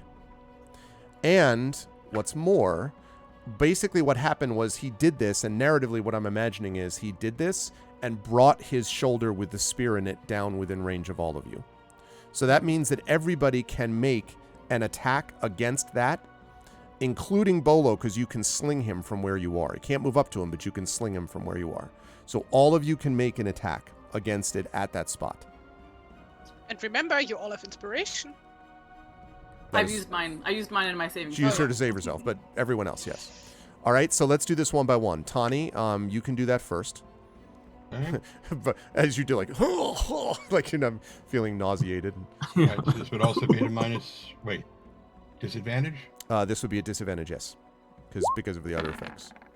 Natural 1. Yeah, it's too bad. But nothing you can do about that. That's fine.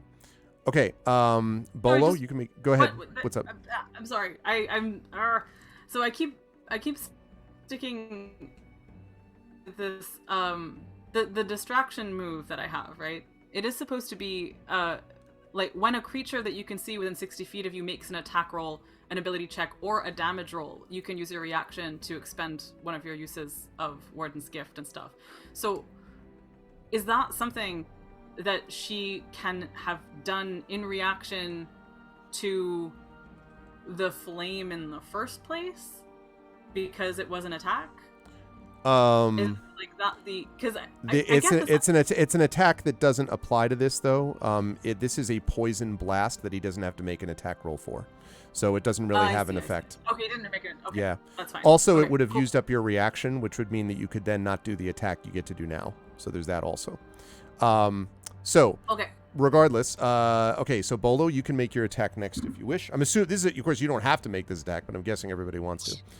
So. Yeah, I will. But given the fact that you are making this from stealth, and you have friends who are in melee range with him, definitely sneak attack for sure. No question about it.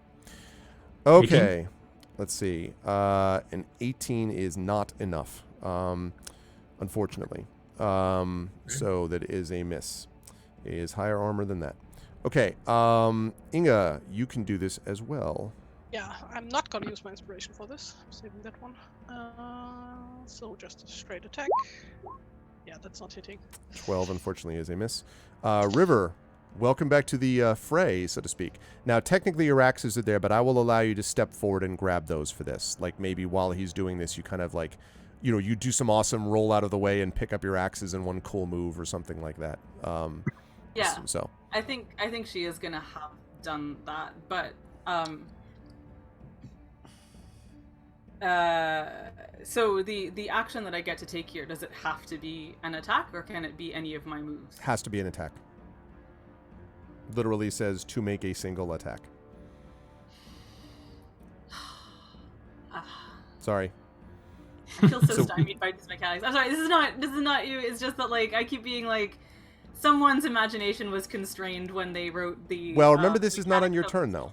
This is not on your turn. This is on his turn. I know. It's just that this is the whole thing. It's like the thing that I want to do is gonna be belied by her actually attacking right now. Well, yeah, you could also. I understand. You could also choose not to attack if you want to, because that's certainly possible. Yeah. Okay, I'm just and gonna you say could she's use recovered. you could use an inspiration. You don't have any, but I mean, if somebody inspired you, you could use an inspiration on this attack as well. Yeah, no, I get it. But Stone can. That's true. Stone isn't going to be able to do this, of course, because Stone is looking for Greystroke. He's not within melee range of the dragon. I see. Right, got it. Okay. Otherwise, he'd have been poisoned. Yes, that's true. I'm glad he is not poisoned. So, but the attack she'd be making right now would be at disadvantage, etc., and stuff. Oh, no, that's not her round. Never mind. Well, no, yes, because you've been poisoned, you would be doing this one at disadvantage, yeah, right. Unless it's counteracted. Yeah.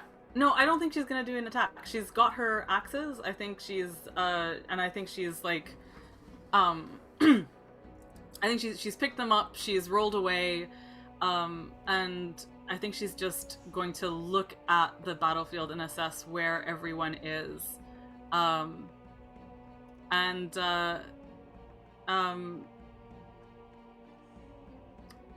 she's not going to attack. Okay.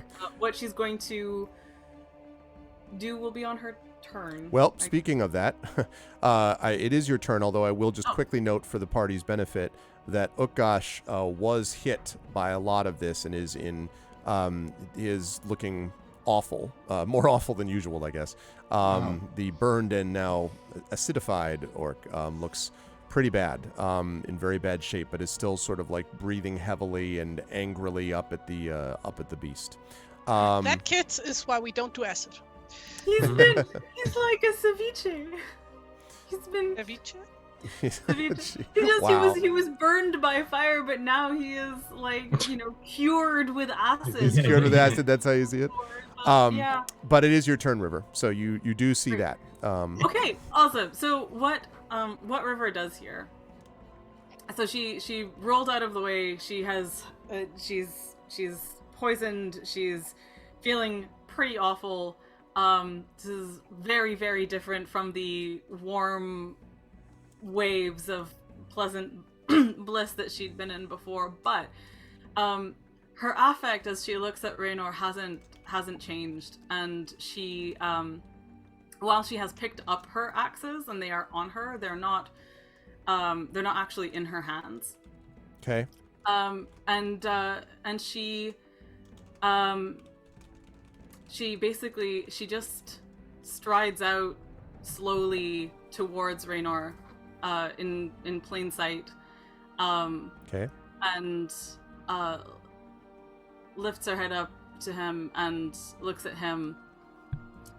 And her looking at him is one of like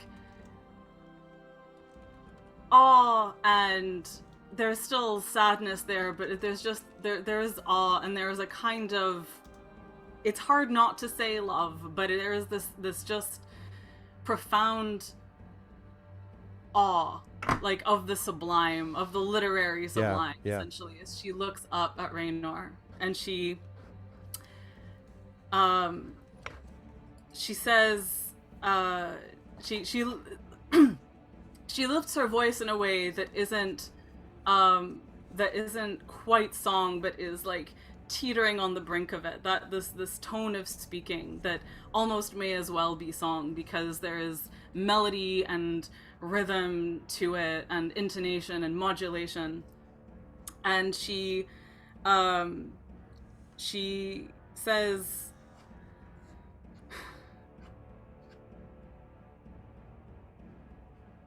Raynor, bright mouth, furnace throat, forge in your belly. You've become so much greater than when last we met. Where is this? A drone sounds from somewhere behind her, he's undergirding like, her words. That's my HVAC once again. Mike is very good at picking up on that, apparently. Yeah. The earth underfoot rumbles. Right. With that's him responding. with her Yeah. and she looks up at him, and there's like nothing but sincerity in this that she says, and she says,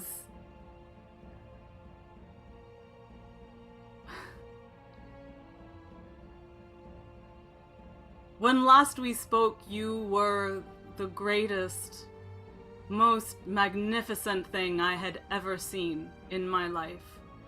And now that we meet again, you are somehow more than that.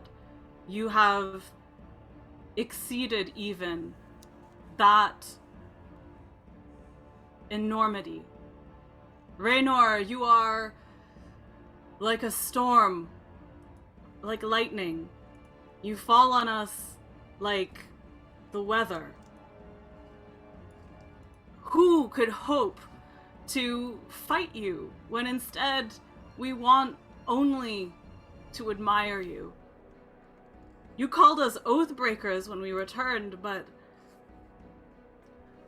And she's genuinely like just walking closer to him as she says this, like just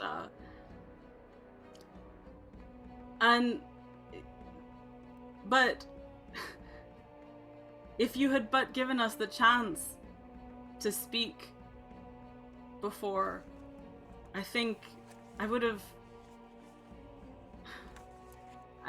hoped to stop any of this and sing only your praises for years, as many as I have. Thank you for sparing me as far as you have. Will you spare us further? This is important. Are you attempting to deceive or persuade? And you got to be honest about it. Like, I mean, not you, the player, but the character has to be honest about it. Like, whether one of these two things. So, it's a very good question. Obviously, she is. Okay, I'm sorry to hold up play with this examination of this here, but like, she had always intended to speak to him, which is why the charm thing was as frustrating as it was. Yep. Because it was literally the intention, but all of a sudden I couldn't do it in the way that. So, yep. So her intention is sincerely to stop her friends from being killed. That is she is asking him to stop. Right. But while she hopes he will, she doesn't entirely believe that he will. And so I guess it's like a ranking of outcomes here. What she wants is to have his attention on her. That is the main thing. So I don't know that she is deceiving him. She does sincerely believe all of the things that she has just said. That he is great. Then make a persuasion check for me then. Okay. This is what I would have liked to use inspiration on, but I have taken. Then I shall inspire you. Yeah, it's true. He does have one. Really? Yep. Tony, thank you. Okay. It's gonna be the shortest of all time inspiration list at the end. With like 2 people left. Okay. It's all right. These are season and series finales, so. Mm-hmm. Persuasion. Wow. That's a 26. So he kind of hears your words as you speak these ones, and he looks down at you, and his eyes glint, and you are again aware of the awesome majesty of this thing. You feel like you are not going to fall under his sway again, but there's this sense that you won't have that. But there is this echo of it, though, this sort of echo of the majesty of this. How could this creation exist, right? With this, and he looks down at you and he says, "Yes, you think of me as something great. And yet you and your friends drive me and keep me from what I have deserved. If you believe that I am this great and powerful, then lie to the ground and lie on the ground, and I will make sure your death is swift and painless. And, of course, I may take into consideration this. In fact," and here he gets this really nasty glint in his eyes, and he says, "I might even make you a bargain. Sacrifice yourselves to me, and I will pledge not to attack Erebor and the lands beyond. Instead, I will amuse myself on having fattened myself on your corpses." Again, I want to point out that because you're this close to him, and again, this awesome as in overwhelmingly incredible face that looks down upon you, there's a glint and a glassiness in his eyes slightly, River, and you suddenly realize that this may be part of what you're experiencing is not just the feeling of, oh, this is an echo of when I was charmed by him, but that he himself almost feels as if he is, I don't want to take this too far, he's not being charmed to do anything, he is a dragon, but that he has been enhanced in some terrible way that is affecting him. Again, he looks slightly unhinged. Okay, this is the other thing I want to know. I know we are in combat, which is the thing. We got to go through this quick, too, because we got to move forward, but yeah. Yeah, are there follow-up questions that are not mechanical? So also yes, one follow-up question, yes, but you won't have time for more than that because this is supposed to be happening within 6 seconds. I know. So she has taken one action this term. Is the persuasion roll the whole of her action, or? Yes. Yes. To do so in the middle of a combat, so that he didn't just consume you and to stop and to make you an offer. That very much an action. To be clear, the offer is that she can lay down and die. The way that he's put it to you is that any of you could. Just one of you sacrifice yourself. Not counting him. Tawny's considering it. That whole quick and painless thing. I mean, he's down to 4 hit points. He's thinking about it. Right. I am just looking at a couple of things. Also, hi, Big Boss. No, he is not he has not been enhanced as a disco dragon. I am pretty sure. I just want to be 100% sure of this. That the all of my warden's gift rolls are bonus actions. I'm pretty sure. I think that's right. That sounds right. Yeah. Okay. That is what. Okay. Thank goodness. All right. So.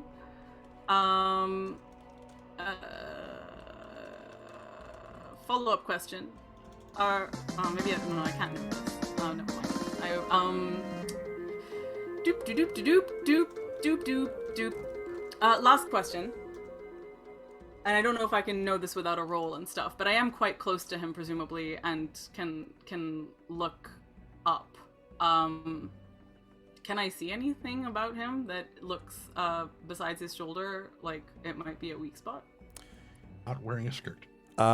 So now that you are close to him, you've had this effect. He's slowed down. He's looked at you. You can see also. Thank you for the cheer, Dragon Spear. I like the idea that you were trying to slow me down. He said that he would buy you time, Amal, to do all this with his cheers. So, it does look to you, because he seems to be struggling to manage this thing with the spear in the shoulder. And it does look to you like you could theoretically try to, the best way to put this would be essentially climb on his back, sort of what Utgash did, except when Utgash did it, he was just up there just using the spear. You could be on back of him and try to use your axes. It looks like the weak spot is clearly there because there's already literally the scales have been kind of pried off, at least one of them has, with the spear that's there. Okay. But you'd obviously have to make a check to get on top of him. Yes, right. And you wouldn't be able to do that this turn.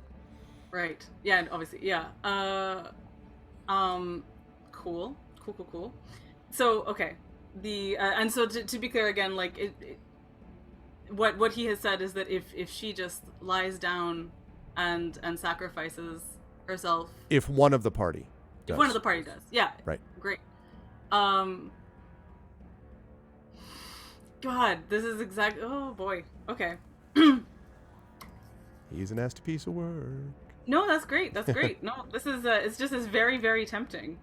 Especially because she's like, probably got the most hit points right now, and it would actually be a significant sacrifice. Oh yeah. Well, I mean, any of you. Yeah.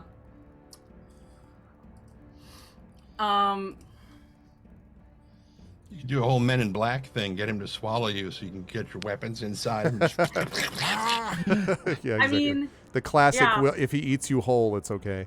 Right, yeah. I'm so fucking torn. I'm sorry. I know I have to make a decision. It is one of two things. I'm thinking of one of two things, and I don't know that I want to talk them through or just try and make one happen. Roll a D2. Yeah, coin? Yeah, flip a coin. Flip a coin. I don't have a coin. But just roll a die, even Yeah. odd. No, that's a good point. I'm sorry. I don't want to leave everybody hanging. Okay. The inspiration, hold on to that. You might need to use that inspiration dragon. I find it interesting, by the way, that Dragon Spear is attempting to help the river. There's a beautiful synergy to all of this. Nominative determinism. Yes, exactly. Although he would tell me it's because it's Shakespeare, not an actual spear, but regardless. Sure. So,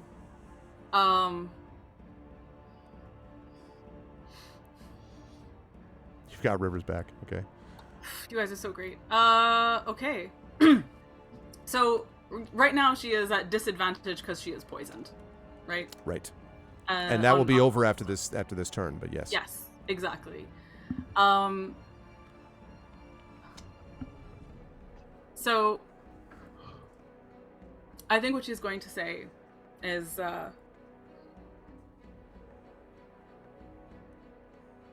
yeah, okay. She is going to, she's going to drop to her knees, in front of him. And she is going to, lift her voice and she is going to begin singing a song that sounds like she is she's going to start singing, Raynor's name. She's going to sing Raynor's name like the name itself is a song. And it's tremendously beautiful. It is echoing off of, I'm assuming this, I'm not making this performance check unless you force me to, but whatever. It's echoing off of the canyon. It's this incredible cauldron of sound that is billowing up, and that is a tribute and an honor. And then it starts to resolve into a song that will be more familiar to her party, because it becomes sharp and keening and full of knives, and it becomes songs of slaying, and expends one of your Warden's gift dice to give all of your allies within 30 feet an additional d8 on their next attack roll. Okay. So, so that was roll over damage. Is that how it works again? No, on attack roll. Yeah, to hit. Or damage. Is it? It's either one. That's right. Yeah, that's right. Everybody gets an additional d8 on their next attack roll. Alternatively, any creature that has one of your Warden's gift dice may roll the die and add the number rolled to a weapon damage roll that they just made. Is how it goes. Okay. Now, and you can, if I remember right, you can decide after you roll your initial die whether or not to use it on that roll. No, this one, because I believe that the wording is the next attack roll, if I'm not mistaken. What? I thought it's like Bardic Inspiration. Just this. Bardic Inspiration is different, but I think this one is. But double check. Let me see what the wording is. It's on their next. So what is written here is give all of your allies within 30 feet an additional d8 on their next attack roll. Alternatively, any creature that has one of your Warden's gift dice may roll the die and add the number rolled to a weapon damage roll that they just made. Okay. So you get to choose whether you want to make it be, whether you want to add it to the roll or to the damage. So but it does have to be in the next one, Brad. On the next one. Yeah. Like the one after. The mechanics I recall was that we decide after we roll the initial die, but before you tell us whether or not it actually hit. Right, exactly. But I think, there's no real point in doing that, right? If your next attack roll, Well, because you have a choice of whether or not it's on the attack roll or. Oh, the I damage. see what you mean. Yeah. Yes. Okay. Yeah. Yes. That's right. My point meaning that by the time we're done with that attack roll and damage, one way or the other, it's gone. But yes, that's true. Yes. So you can determine that before you hear if it's hit. So yes, and please everyone remind me that before I say hit or whatever for this when you're doing that. Okay, so you do that. You are not sacrificing yourself in the process of this. Well, here's the thing though. She's not moving. She's staying there. She's just also singing this song. I got you. Okay. Gotcha. Okay. This I think is a good way to cut to Stone. So because Stone, of course, has been looking throughout the rubble and does not need to make a roll because Stone hears a kind of groaning and is able to go over and sees the clearly broken body of Greystroke. Greystroke will not move again.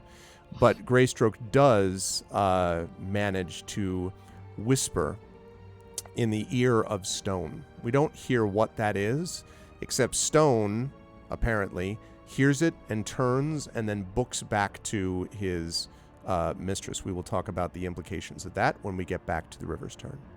But he's to be clear, there is literally nothing Stone could do to save Greystroke. This is the last before expiring. Okay, now Skirfira we have not talked about since the moment of hearing these sounds in various incidences, but Skirfira now is up. She stands up and she hears the song of the river, and she comes over and, probably to everyone's surprise, maybe including the river, sits down or kneels down next to the river and pulls out from behind her her own small lute. It is, it doesn't seem like it can condition to make any notes, but she begins to strum. You may remember that Greystroke was the warrior, Scriphera was a bard. And Scriphera, and in fact had a big conversation with the river about this, and starts to play along with the music, sort of and it resonates and increases. And there is a moment where, as River and Scriphera are playing this, you could all swear that you hear a third sound of a harp playing, but that can't be, right? There's no way that there could be another instrument playing, but something somewhere is resonating with this music and filling the valley with and this sound of this, you know, the knives of this, as the river talked about with the songs of slaying, but fills it with this powerful resonance.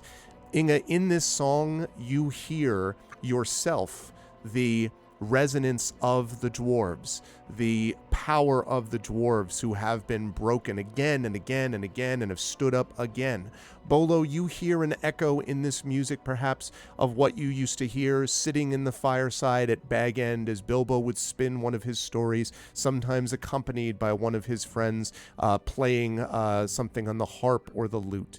Tawny, you probably have heard music like this outside of your steading, of your hold where you have your bees, and something about the buzzing of the bees sometimes creates a kind of music that only those who have lived in the land of summer can truly understand.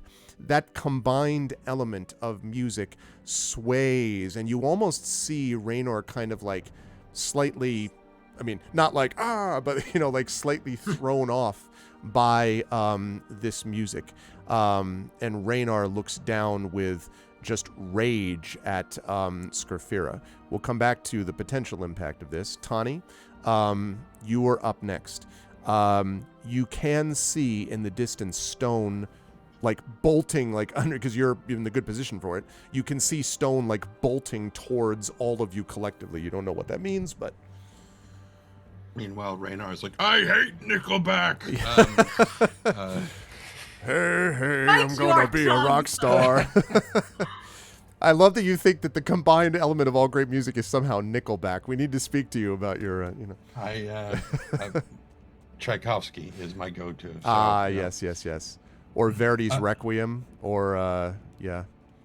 Or Primavera by Ludovico Einaudi, if you want to go with a modern day. There you go. Anyway, so Tawny's going to heal himself. Big surprise. Having only 4 hit points. Absolutely going to do this. That's 12 points because of his extra healing. Right. So now we're at 16 out of 57. Okay, you have 2 more rounds of poison after this. Anything else movement-wise, Tawny? No. Okay. Wait a minute. 16, not 12. 16, right?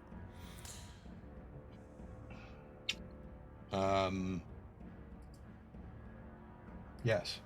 Okay. All right.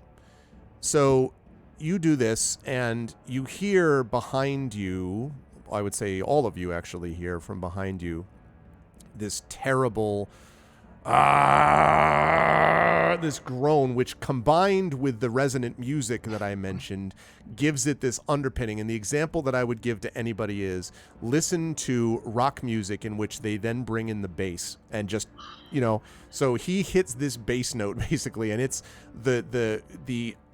the passage feels like it's rumbling. Your skin, fingertips tingle with the force of this.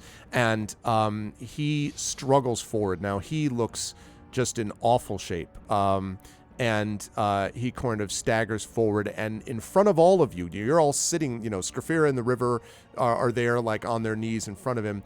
And the Raynor sort of reaches up, and Utgash comes in front and sort of looks back at all of you, and then fight well then, and turns and basically like sort of kind of throws himself at the dragon. He also gets a D8. Oh, I already counted all this. Great. It's a miracle that he's on his feet with all of these things. But yes, he is going to throw himself at the dragon. Now, the dragon as he does this, Raynar's kind of eyes widen. You can see he's almost slightly panicked or maddened by this sound of the music. And with one claw, he throws Utgash against and pins him against the wall. And there is this terrible crunching sound. And then he releases him. But as he does this, there is a moment where his shoulder with the spear in it is brought low. I'm going to give everyone there an opportunity to make an attack of opportunity against him. Now, River, if you do this, though, it's going to break your Song of Slaying and all this other resonant blah, blah, blah that I'm talking about. So you're going to need to make a call if you want to do that. But everybody else is capable of doing this if they wish. Okay.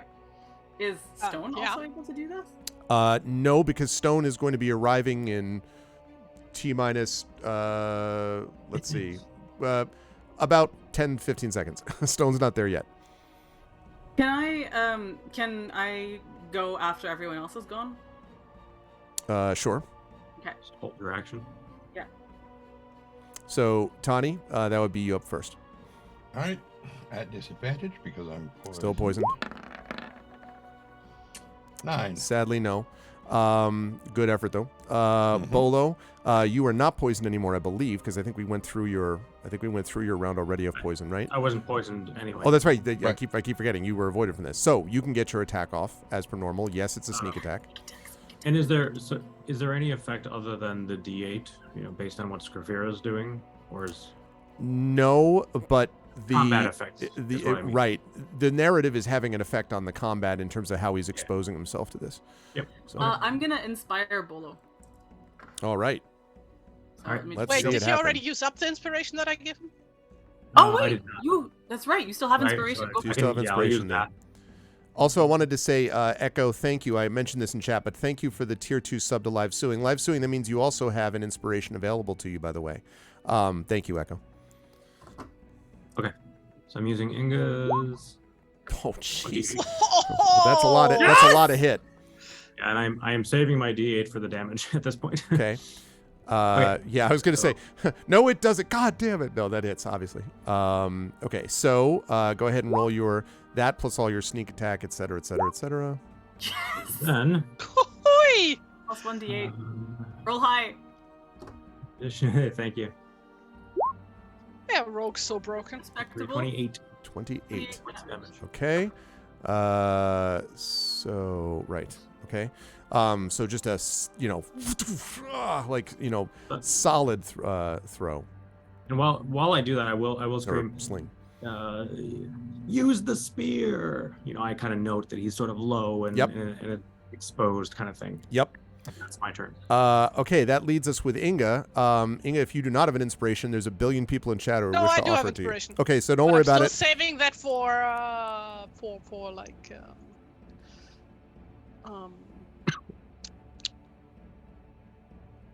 New Year's. regular round Oh. because Oh, I have okay. like 2 attacks per round. Right, Right. okay, yep. Anyway, yeah, that's a regular attack. Let's see. Yes. I would like to use my D8 on that. Okay. For the attack roll. Because I know that doesn't hit. So does 21 hit? 21 will hit. Cool. Yay. Does that count as a crit? Probably not. Count. No. No. 7. Okay. All right. Solid hits. River, that leaves only you to decide if you're going to do... Okay, everyone has used their. Oh, no, Tawny hasn't. But it's on your next attack, so you can just whenever you decide to make an attack. Scarfira do whatever she was gonna do. Scarfira is doing what she's doing. She's still doing the singing. Yeah.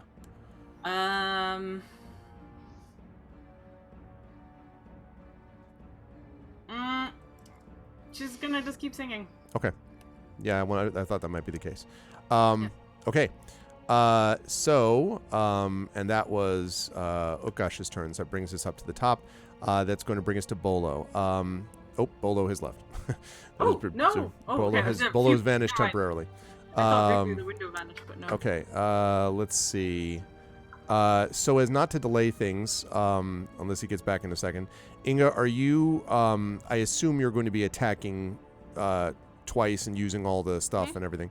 So I can probably have you do that as long as it's not anything that's like, first I wait for Bolo to do X and then I do Y, in which case we'll have to hold on. No. a second. I was just gonna do a straight attack. Okay. Again, like going under the belly, hoping to hit the belly. Okay.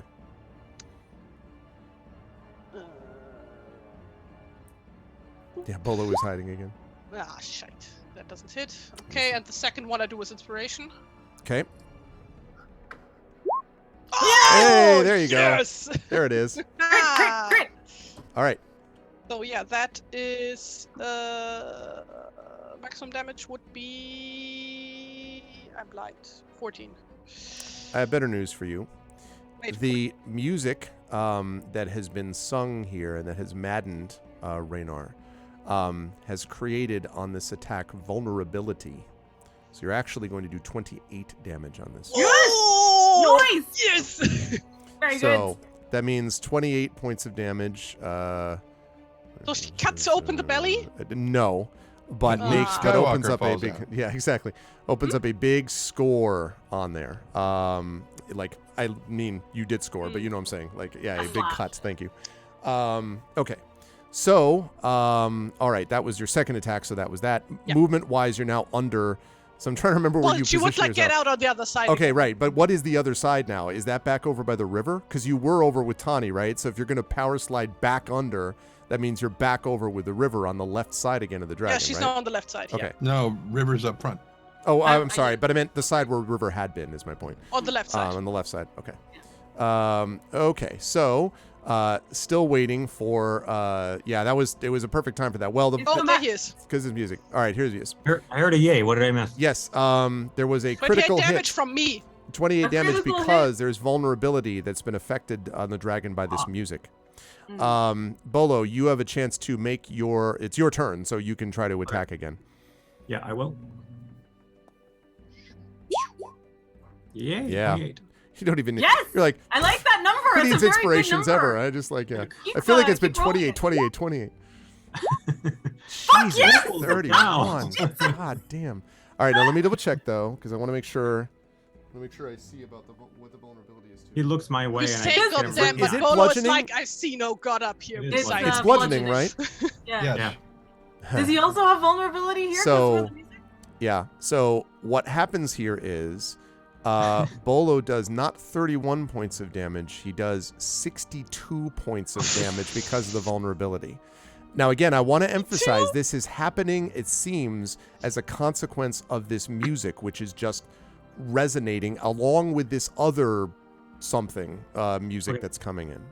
As I'm doing this, I'm basically staying in the same area, but I am looking.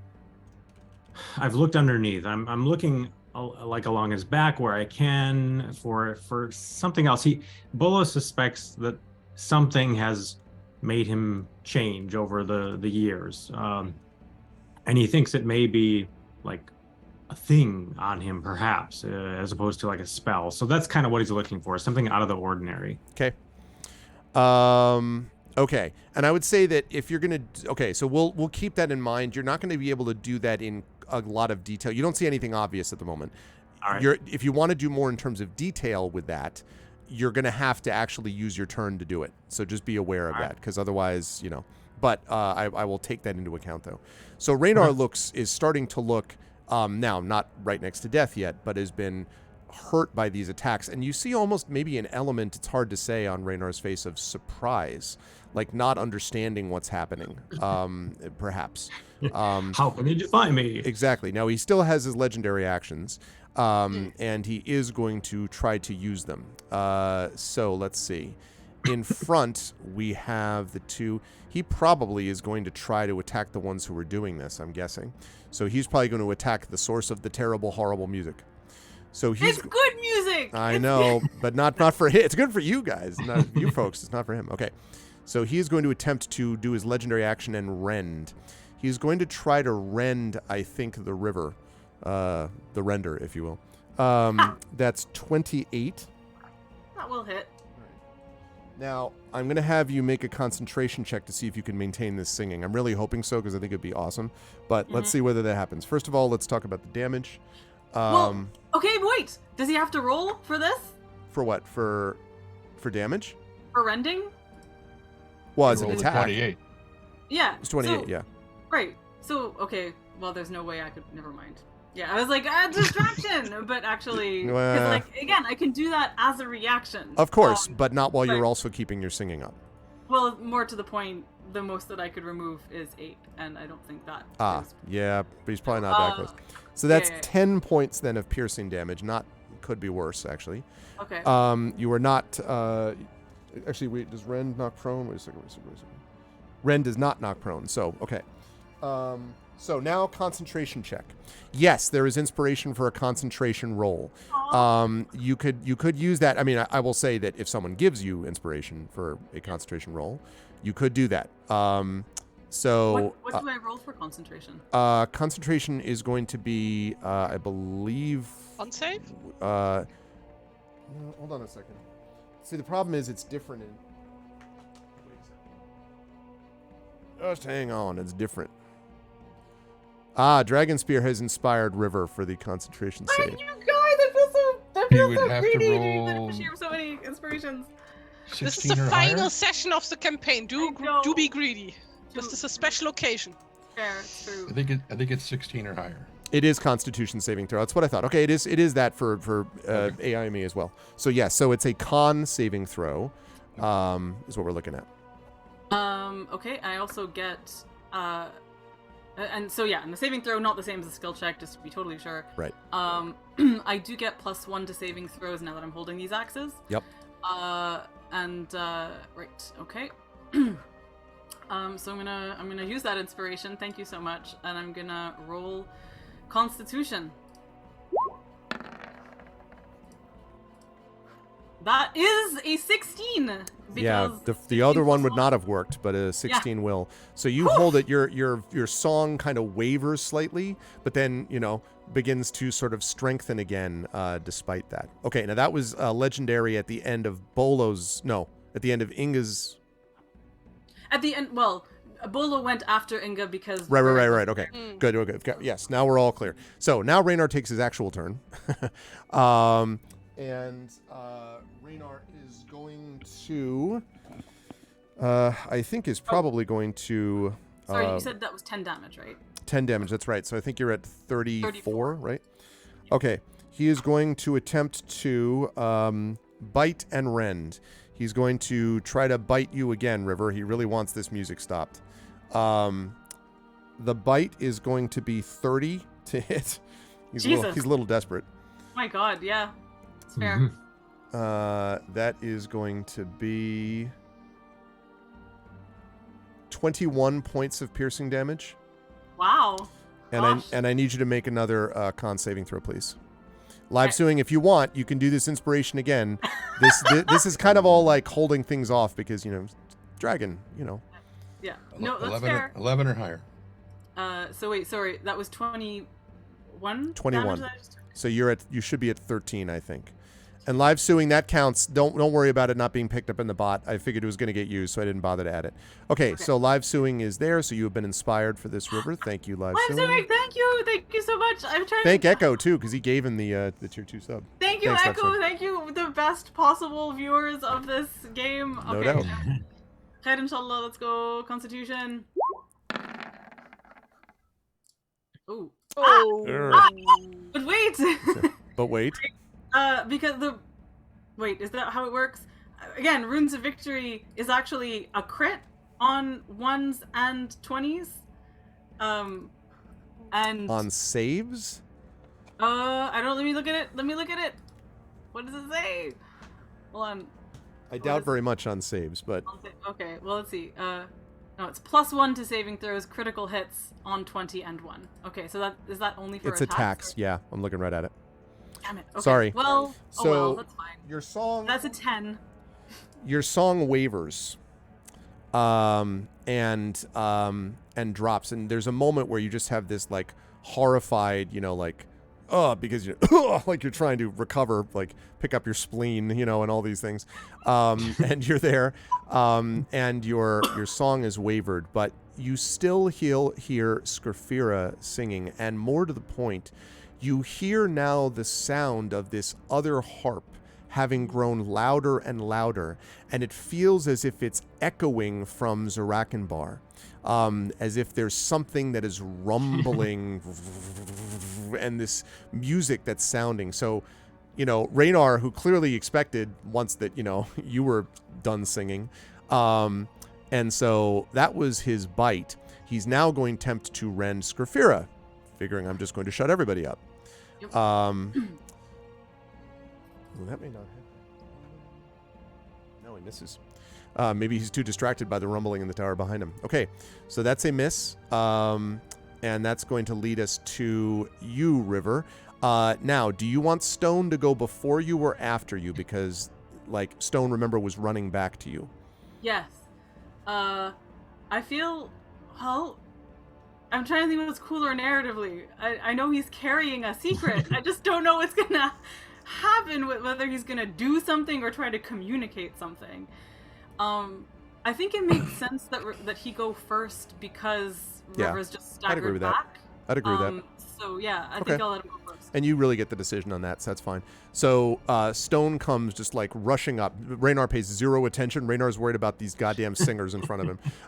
Shut off the bazooki man. And so it comes running up and sort of, scrabbles to a halt. And River, you can see, since you've stopped singing anyway, that he's and he's basically is almost not bites you, but is grabbing your tunic and trying to bring you, and he's pulling you what looks like towards the dragon, or at least towards the dragon's shoulder. Okay. Yes. Well, so River is going to. Wait, is that his whole action? Yeah. Okay. But it will allow you to. I'll allow you to make the move as part of his action if you let yourself be dragged to the spot. Yes. Okay. Yes. So you'll do that. So now your turn. I'm imagining it's just as Raynar is attempting to rend Scarfira and his attention is off, and this is the rotation that's happening. Okay, exactly. Great.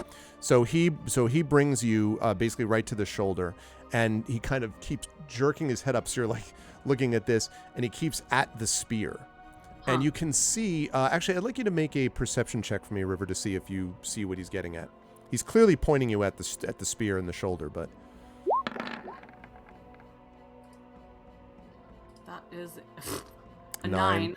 Yeah, okay. But he's definitely it's definitely something about the spear. He is the spear. He wants you to see this, do something with the spear, or see the spear, or something about the spear. Okay. Okay.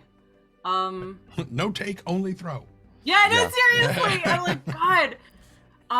And this one, I'm going to move you forward quickly on this, Mel, not because I want you not to think things through, but because I want you to be imagining this as you're he's come on, type of thing. Okay, so I think what River, she wants to understand. She understands that he's staring, that he's pointing her towards the spear. She had an opportunity to look at the shoulder earlier and see that there is a vulnerability there. That's right.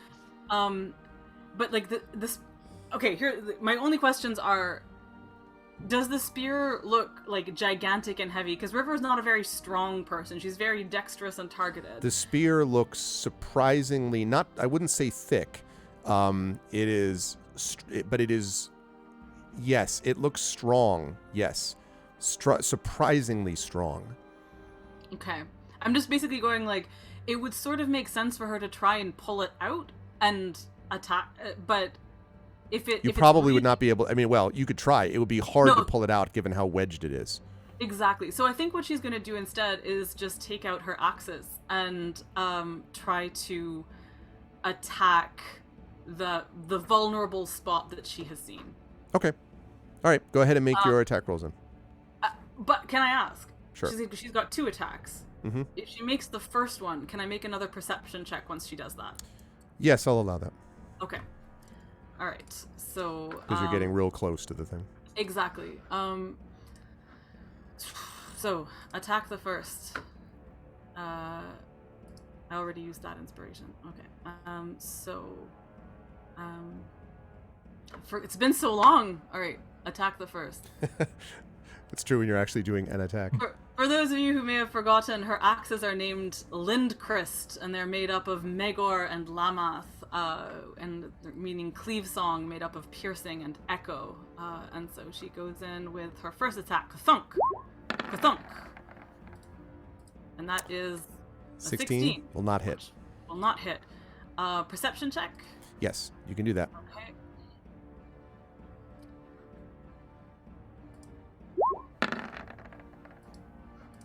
And that is a 14? I'd say a 14 is enough. Okay. As you look up and you just attack and you're looking up at this thing, you can see that the spear itself is vibrating. In fact, it looks as if it is vibrating in line with, you as a musician would know this, in line with the music of this harp, which is playing through the valley and Scarfera is singing. The spear seems to be vibrating at it, and there's more, River. The wood, almost certainly you've seen as ashwood that comes itself from the forests around Roscabel. Ah! Oh, that's so cool. Okay. So there is some blessing going on with this spear. It seems there's like wizardry. So like Rosgabel makes her think of Radagast, makes her think of like she carries his rune for that matter, as an emissary and stuff. There aren't any runes on it though, are there? Not that you can tell. Also, I need you to make your second attack now. Yes, I know.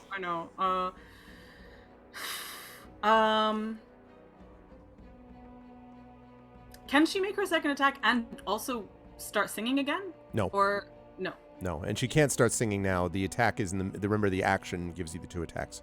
Right. So you took the attack action. Next turn you can do what you like though. Right. Okay. In the meantime, you probably should slash with great violence and furious anger. Gonna do it. Gonna slash. Okay. Let's see. All right, one more. Kathunk. So she watches this vibration and she goes in with a second pair. Oh, wait a second. Sorry, I was supposed to roll twice before. 'Cause I've got two axes. Well, okay, that second one would have missed anyway, so we'll call that 15, and 8 would have been another miss. So here, this 26 will be the first of your second attack. So if you want to try a second one to see, you can do that. Yeah, so do I damage of this one first, or? No, roll the other one first. Okay. It's like I say, literally, it's been so long since I've rolled these. Yeah, I forgot why I say kathunk, kathunk. It's because it is kathunk. 2 X's. And then, kathunk. Wait, whoa. Sorry. Well, you just had 2, right? You had 26, 22, and then you had 20, 24. Those are your 2 rolls, not an additional 26, 19. Oh, sorry. Okay, sorry. So, I thought that I forgot before. It's important because unfortunately the 20 is not a hit. Wow. The 26 is a hit. Gotcha. Wow. Okay. So we know it's 21 is the target number. Amazing. Well, crit. Yeah. Here we go. So, oh wait, no, never mind. Sorry. Again, just. That's 8. It's actually 16 is what you meant. That's what I meant. Hooray. Vulnerable. It's slashing damage, right? It is slashing. Okay, yeah. Mm-hmm. Just several kinds of damage that are affected by this thing. Okay. Okay, so you did that. Turn, move, right. I assume you're not moving anywhere because that would be silly at this point. No, I'm at the area of like trying to understand what's going on. Absolutely. With this. Yeah. Okay. Scarfera is going to continue her song, which is important. That's going to lead us to Tawny.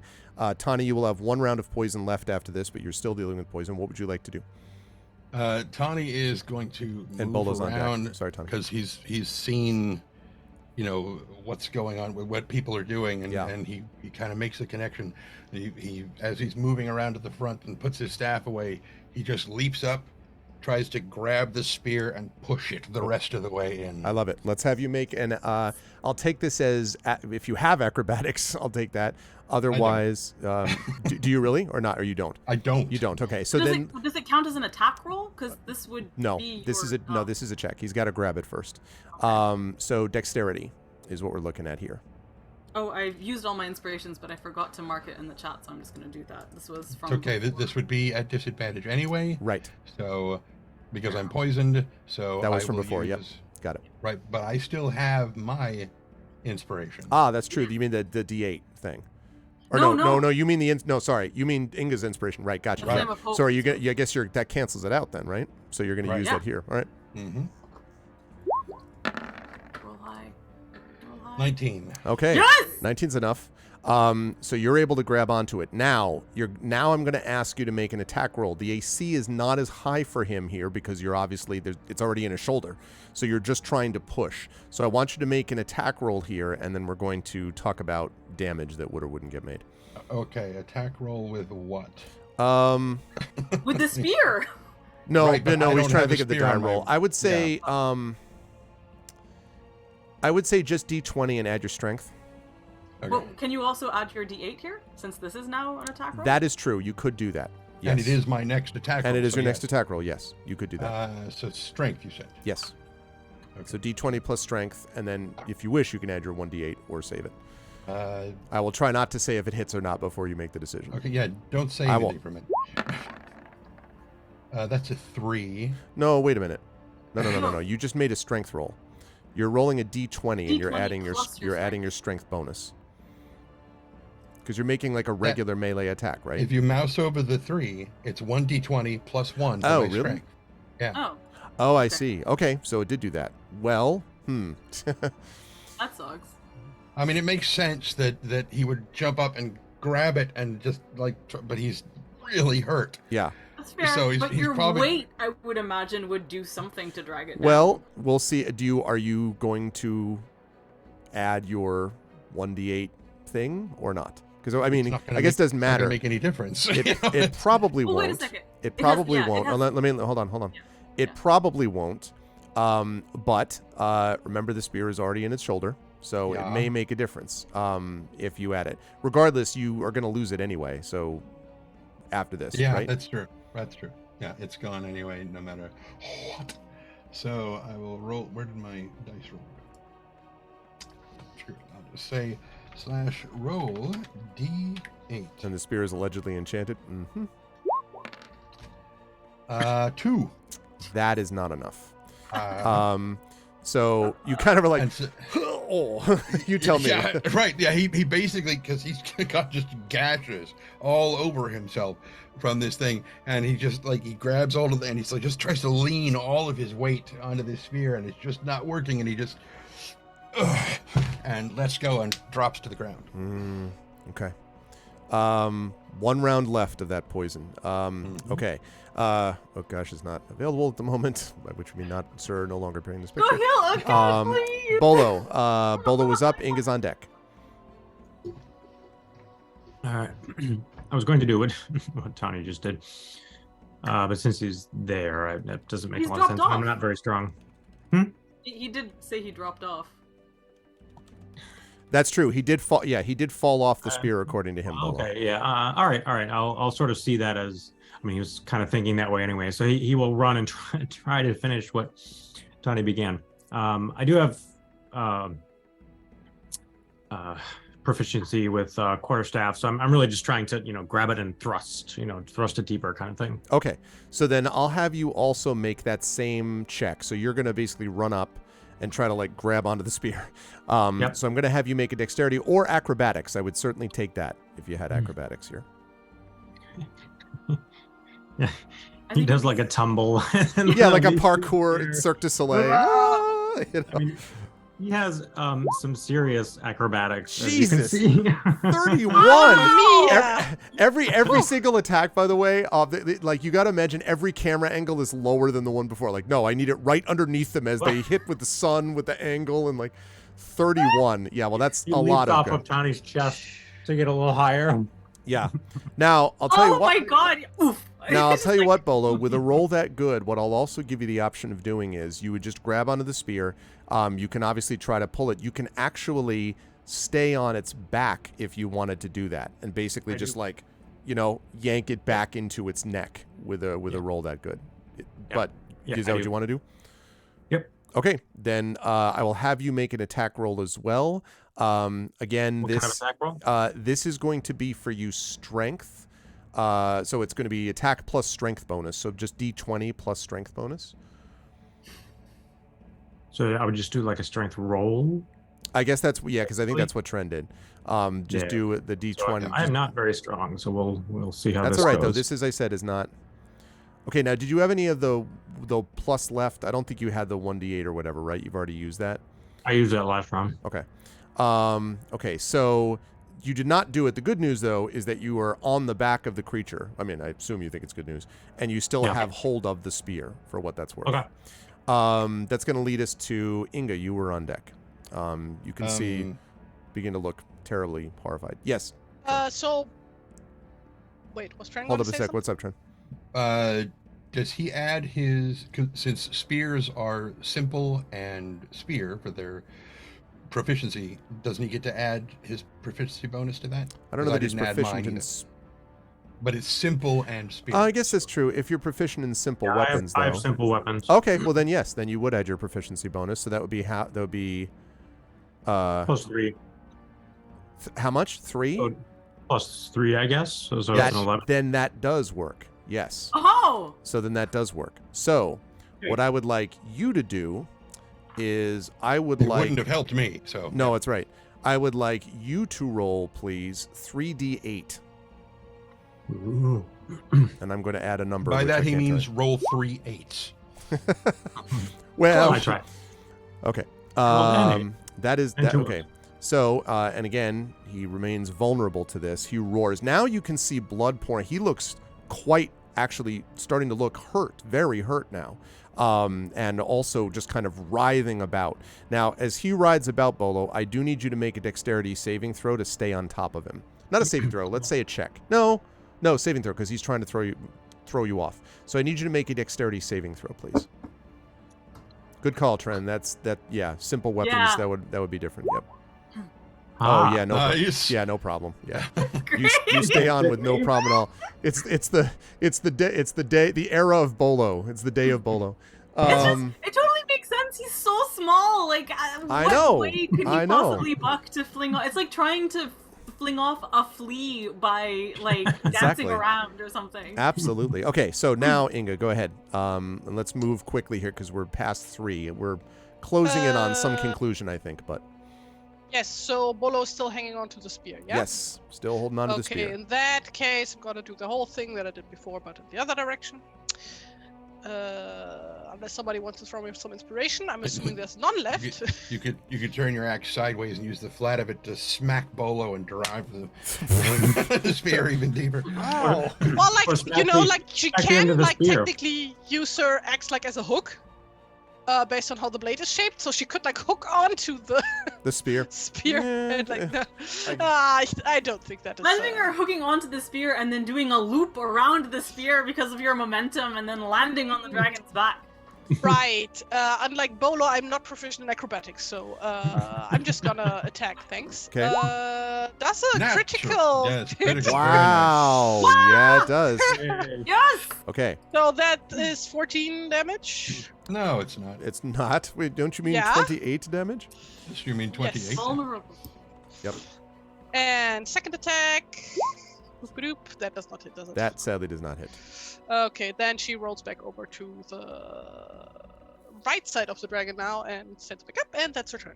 Okay. So the dragon, which is now in clearly desperate straits, is going to try to basically do 2 things. First, it's going to try to rend these creatures that are attempting to grab on and do things. It will rend, let's see. The most recent person who, I guess it'd be Inga actually first. So it's going to attempt to rend you, 26. Yeah. Okay. Let's see. That is going to do... That's not a crit though, right? No. 16 points of damage. Uh-huh. which brings you down to 14, I think. And I think he's going to keep it up, actually, Inga. That strike was pretty noticeable from him. Now he's going to try to bite you. 29. Yeah, that hits. Okay, and that is going to do... Mal, is that sunset light? It is. Nice. The golden hour. I am, therefore... 23 points of piercing damage, Inga. Yeah, I'm down. Okay. Down to 0. Oh no! Eek! So Inga falls to the ground, and Raynar roars, throws himself about. Again, Bolo, I need you to make another... sorry, Brad, I need you to make another dex saving throw here. Oh. No, you said he needs you to make a dex save. Yeah, I was going to say, that is not a make. That is not a make. No, you did. He's just make first. Yeah. So, no, sadly, it's not enough. So that's going to throw you clear. However, I will give you a chance to make one more dex save to land on your feet, more or less, as opposed to landing prone. That does that. Yeah, so you Captain America it. So you don't actually take damage from it, but you are off his back. Okay, that's going to lead us to River. You are below this terribly wounded thing. You've seen Inga fall. Right. Question. Is Stone still trying to point something out to me? Well, yes. I mean, is continuing to just be like towards the spear, apparently. Right. Okay. I'm trying to understand if there's something I have failed to understand. Basically. Unclear. It may just be like the spear, which everyone seems to be, focused on. If I just sees a stick and wanted to be thrown. Exactly. He just wants you to throw it, so go play fetch. This whole thing is not at all. I'm house sitting for a dog, and that is all I have been doing is throwing him sticks and balls and stuff. If I make another perception check, I'll give you one. You tell me where you want it to be. You want it to be before the attacks? Yes, because I think she's been observing everybody else making the attacks. Okay, so make the perception check for me, please. Okay. Something about this spear.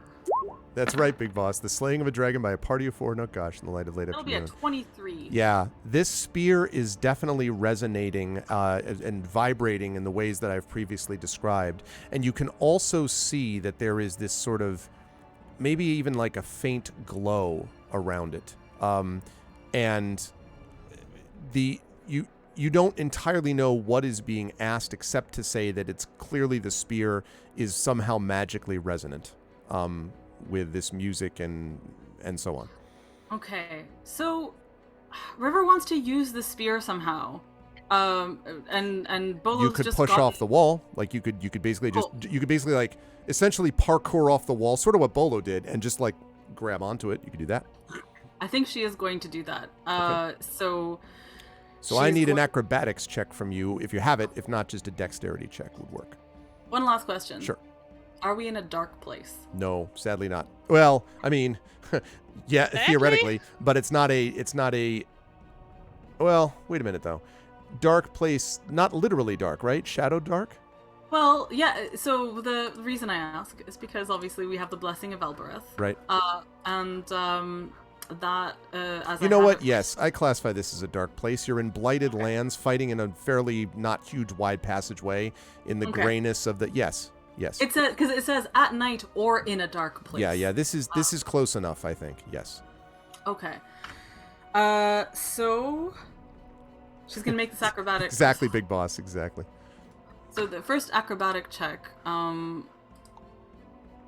I don't think she's going to say the invocation yet, sadly, even though she needs to make the acrobatics check beforehand. But nevertheless, going to do it. Could I do athletics instead of acrobatics? Sorry, it's got to be acrobatics. It's not about getting up to it. It's about catching it and holding on. Okay, here we go. As Trent says, just make the roll. Right. That's all. Just. That's not great. Didn't listen. You were supposed to make it. No, but wait. That was a skill check, right? Yes, that's true. An ability check. We get a +1 bonus on skill checks in the waste. That's true. I don't think a 10 is going to work anyway, though. Now the good news is that even though you missed the spear, it doesn't preclude you. That's basically your movement, is how I was imagining that. So you could still get in an attack if you want. Okay, but just a normal attack. A normal attack, yes. Okay, so she's like, I didn't get it. All right. So she is going to go in with her normal attack, and I think. Imagine Bolo being like, no, you sort of with a further twist. That's how you. Yeah. So much movement. Arch your back more. So I think she's going to go in for a normal attack, and so is Stone. Okay. At this point. Let's start with you and then Stone. Yeah. I don't get. Wait. So. Can I use the extraneous attack that I made previously, which I couldn't use? The what now? Remember when I rolled twice with the hand axes? Can I use the second roll of that? The 26? No. I think there's been too many dice rolls since then. I think I've been reasonably flexible That's about fair. this. That's totally fair. That's fair. Okay, anyway. So, first attack. Kathunk. Kathunk. Okay. Neither of those is going to hit. Neither of those is going to hit. And second attack.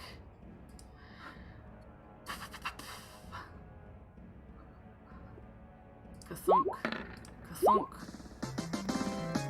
Did my second one go through? Stop trying to distract me with Cheers, Dragon Spear. I see the cute puppy. Both 17. Those are also not hits. Those are all misses. Okay, it's fine. Stone's turn. Stone's turn, yeah. Let's have Stone make this attack. Just have Stone do it. Actually, well, I don't want to take away control of Stone. Stone, I'm feeling, would probably try to do what he's also been telling everyone else to do, is my guess. But I don't want to, remove agency from you. No! Okay. He has knowledge I don't have access to. All right, so I want y'all to remember the whole thing of the Frisbee dogs that, jump off the backs of their owners. So this is the image I have, is Stone jumps off River's back to try to get to this spear. I need you to make a dexterity check for him. I don't know that he has acrobatics, probably doesn't, but he does have dexterity, which he could use. You've seen how dogs are boinky. So, he has inspiration from Flame of Hope. From Flame of Hope. Well, that absolutely is. So he grabs on with his jaw, just on the spear. Wolf Link with a sword. Yeah. On the spear, and he's going to pull it down. So I need you here to make an attack roll for him. So again, this is going to be his strength. You're basically using his strength. I'm not going to give him proficiency. That's ridiculous. But I am going to give him a strength check. So basically, Great. D20 plus the strength bonus. Check, or is it bite because he's biting? It's because he's not biting on the creature. He's biting on the gotcha. spear. So he's he's trying to use his own weight to do what Tani did, except so this is, exactly strength. Yes. Strength. He totally has proficiency in fetching a stick. Yeah. I am using his inspiration on this. That's totally reasonable. All right.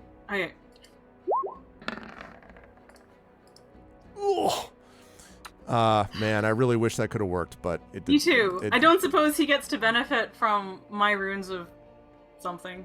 Not on a strength check, but even so, he does now. He still technically has it in his jaws, so we'll see what happens as a result. Oh my god! Skrafur continues to sing. Tani, you're up. Same thing. Okay, poor Tani. This whole round has been heal. All right. No, I tried to attack last No, time. I get it. You did. How many of these heals do you have left, by the way, Tani? 5. 5. Okay. All right. This is your last. Also, after this, your poison's over. So. Yeah. Go ahead and make your heal. Inga is actually out, right? Yep. Yeah. And Oh, she's damn it. right on the floor next to Tony, unless Tony Yeah. moved away. No, he's still right where he was. Okay. So, it's still acrobatics to try to get a hold of the spear? Because he's going to do the same thing. He's going to try to grab it. Then yes, it would be acrobatics or dex check. Whichever you prefer. Dex check. Because his kind of hope. It's an 18. 18 will, yes. You'll be able to grab on. Now you can do your strength thing that we were talking about before. So And basically, this is what happened last round. Let's see if we actually end differently. Please, So please, hopefully, please. I was going to say, hopefully having Stone's weight on there, because you said he's still holding this Yeah, I'll give you spear. +1 to this because the of his two extra of weight. them. Yep. Yeah, because this is. I'll gonna give you be +1 to that. Our so that's Oh, for wait. That's a 9 plus 3 is 12 plus 1 is 13. 13. Let me see. So, Yeah, because the spear's already in the... Yes. So I would say that is a hit. So now I would like you to roll the... What did I say? 3d8, I believe? 10? No, not Was it 8 or 10. 10? I thought it... Right, because I said roll 3 I think it was 8s. 3d8. I'm pretty sure it's Yeah. 3d8. Yeah. Okay, so slash roller. You just have to grab stone. You just grab the body of stone to pull down. Yeah, pretty much. Yeah. I have this 3D vision of Raynar going down when we're all attached to the spear. 11. Just trying to push it. Yeah, no, seriously. Okay, 11. 22 Every single with the member of the resonance. party. So 22. Okay, so there is a moment that happens at times when you are at a moment of sort of great peril or great significance where the sound around you dies to almost nothing. And despite how crazy the world may seem and how much noise and stimulation, all of that sort of fades away and you're left with just certain impressions, sensory impressions that remain. And so for each of you, you'd have to decide which of this is there the most. But maybe the greatest impression that you have is this image of as the spear is pulled down and the spear haft snaps. And as it snaps in place, there is this splintering sound and a kind of that, and you can see, and probably I would say, Tani, you probably see this most clearly because you're right there actually doing this, that the broken spear shaft literally embeds itself all the way into the neck. Like you see it push on its own. And there is this moment of the music, as I mentioned, almost sort of died away. But now it returns with this, I hate to use the term power chord. How metal can this all be? But you know what I mean. This kind of... Who loves some power chords? And the creature, Raynar, rears back. You all, of course, are thrown free and out. And land and kind of right rounds on top around. of No, you. I'm going to talk about that in a minute. Rides around and around and around, and then lands and falls on his back in ruin. But as he falls on his back in ruin, he's going to fall on all of you who are not able to make dexterity saving throws. Oh, So I need dex saving throws from Tani, from Bolo, and from the river. Inga's going to automatically fail this. So we'll talk about the So implications of I- that in a minute. Wait a second.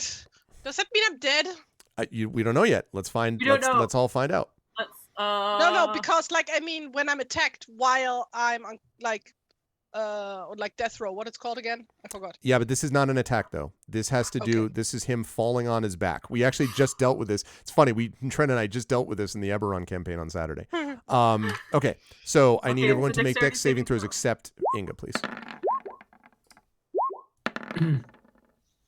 Okay, so Tani is a 6. That's not going to make it. Bolo's a Yep. 12. That's not going to make it. The river will make it. Does Okay. Stone need to? Yeah. Stone does need to, please. Yes.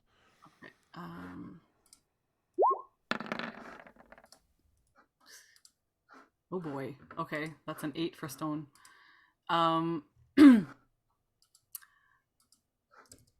Right effect, but we're not talking about. Yeah, we'll see what happens with there in a minute.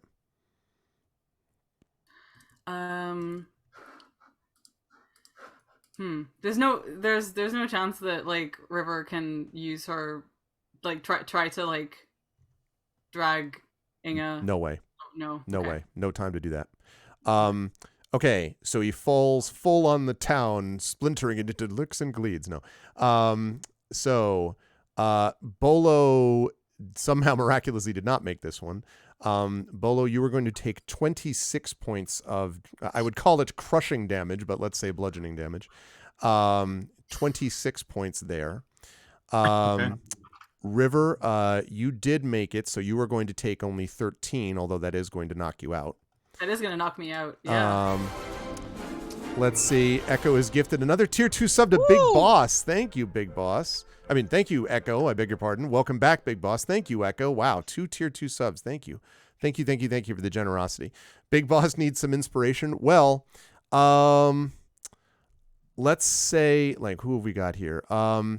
If you want to give it to Tani, Tani's the one who's in the most danger, I would say. Not counting Inga, who can't make this roll. What difference does I it make? was I already about to failed say it. I auto fail. Just Yeah. 1 second. Quick question. Yeah. What I think I might have forgotten to lower my hit. Like, what hit points was I at before this? I don't remember, but I had you at. I think I had you at. What did I say? 2014. I think you were at. What I have listed is 21. So I don't know if I forgot to lower something or. No, you're. I think that would be right. That's okay. what I had you at. So you're at like -1. I think is what this means. And so I just took how much damage? You took a total of. You were at no. You were at you were at whatever the amount was. You took half damage, and I had you as that was just enough to take you to 0. That's what I had you at. So I think that's 13 is what you were at before, but you're at 0 now. So I know for a fact you were at 0 just now. Okay. All right. So okay. Stone, did Stone make his? No, he did not. Stone did not make his. Okay. So let's see. So he's going to take, what did I give? Was it, how much Bolo did I 26. give you for doing 26? 26. So, okay. So Stone's going to take 26, which is going to bring him down to 10, I think. Okay. Tawny, that's going to bring you to -10, I think, if I'm not mistaken. Yep. Okay. And that leaves us with Inga. Now, Effect Life is quite right that I'm sorry. Did Scrifira make it? You don't see her yet. We'll find out whether or not she did. You do see that Inga is going to take -20, so 26 more, which means -35. Now, death is when you get past half of your normal hit points on the other side on the negative. So she would have needed, I think, -39. Above that is where she'd be dead. So she's technically still somehow vaguely mostly unconscious and desperate alive. Yeah, just mostly dead. But you have a little bit of a problem in that now you've got to somehow get to her. The only ones who who do are I fail any death saves over this? you haven't had a chance to actually make the death saves. You're gonna make one, is what we decided the other day. So you have one death save failure to begin with. I'm going to keep us in initiative just for a moment, although I'm not going to play the music, because I think this was Tawny. This was your turn, right? That we were doing all this on, I believe, where you pulled down on the spear and everything, right? Yeah. So this would be Bolo. So Bolo, as you kind of recover and you can just sort of see Inga's, kind of body right nearby. Yeah, exactly. It's not quite Wicked Witch of the West that way. You can actually see her face. She is going to need to somehow be healed so she can pull herself out of this. If you want to do that. So, and the problem is that right now Tawny is also down. So y'all are going to need to think quickly and carefully. So Bolo, I'm going to let you make that call. Yeah. And I'm okay. Knowing quite well Tawny's capabilities and seeing how bad off we are, I go to him first and just see what I can do. I don't know the rules around like binding or trying to wake people. So if you make a medicine check, the way it works is you make a medicine check and you can, if you get above a 10, then you've stabilized him. And it basically means that he doesn't have to make death saves at that point. If you get below that, then he's not stabilized and he will have to make those death saves. If anyone has any kind of healing poultice or potion that's usable, that's also an option. So I don't like have any in my kit, but am I aware? You've got flank searer. You're certainly aware of his. Just put Inga out of her misery right then. You're aware. You're definitely aware of his honey cakes. Yeah, which don't heal. That's right. Yeah, they don't heal. What did those do? Do I recall? They get rid of exhaustion, but they don't heal. Yeah. Yeah. Am I aware of things that can heal? Stop. I don't know if you have any on you, Tawny, and if not, I don't think you have any healing like poultices or anything like that, do you? No, I tend to make them in the moment. That's what I thought. Yeah. So I don't think so, unless you've got something separate in your inventory, Bolo. So I'm gonna be forced to use medicine now. I normally don't like sort of call for inspirations, but I think we need it here. I'm gonna, if anybody has an inspiration, this would be a good one because I need Tawny a week. I have used all mine up. Otherwise, I would. Big Boss actually has one because he was just given one by Echo. So you could use this, Big Boss. You can see that we're at a very low level here. Yeah, Big Boss, then again, that counts. I didn't add you because I knew you'd be using it. So yes, you've been inspired, Bolo. Hooray! Okay. Go Bolo, roll high, roll All high. right. Yeah. Yay! All right. So yes, so he is stabilized. Now that doesn't mean he's awake though. He's stabilized, which means he won't die, at least not immediately. So that's good. Okay, so you've done that.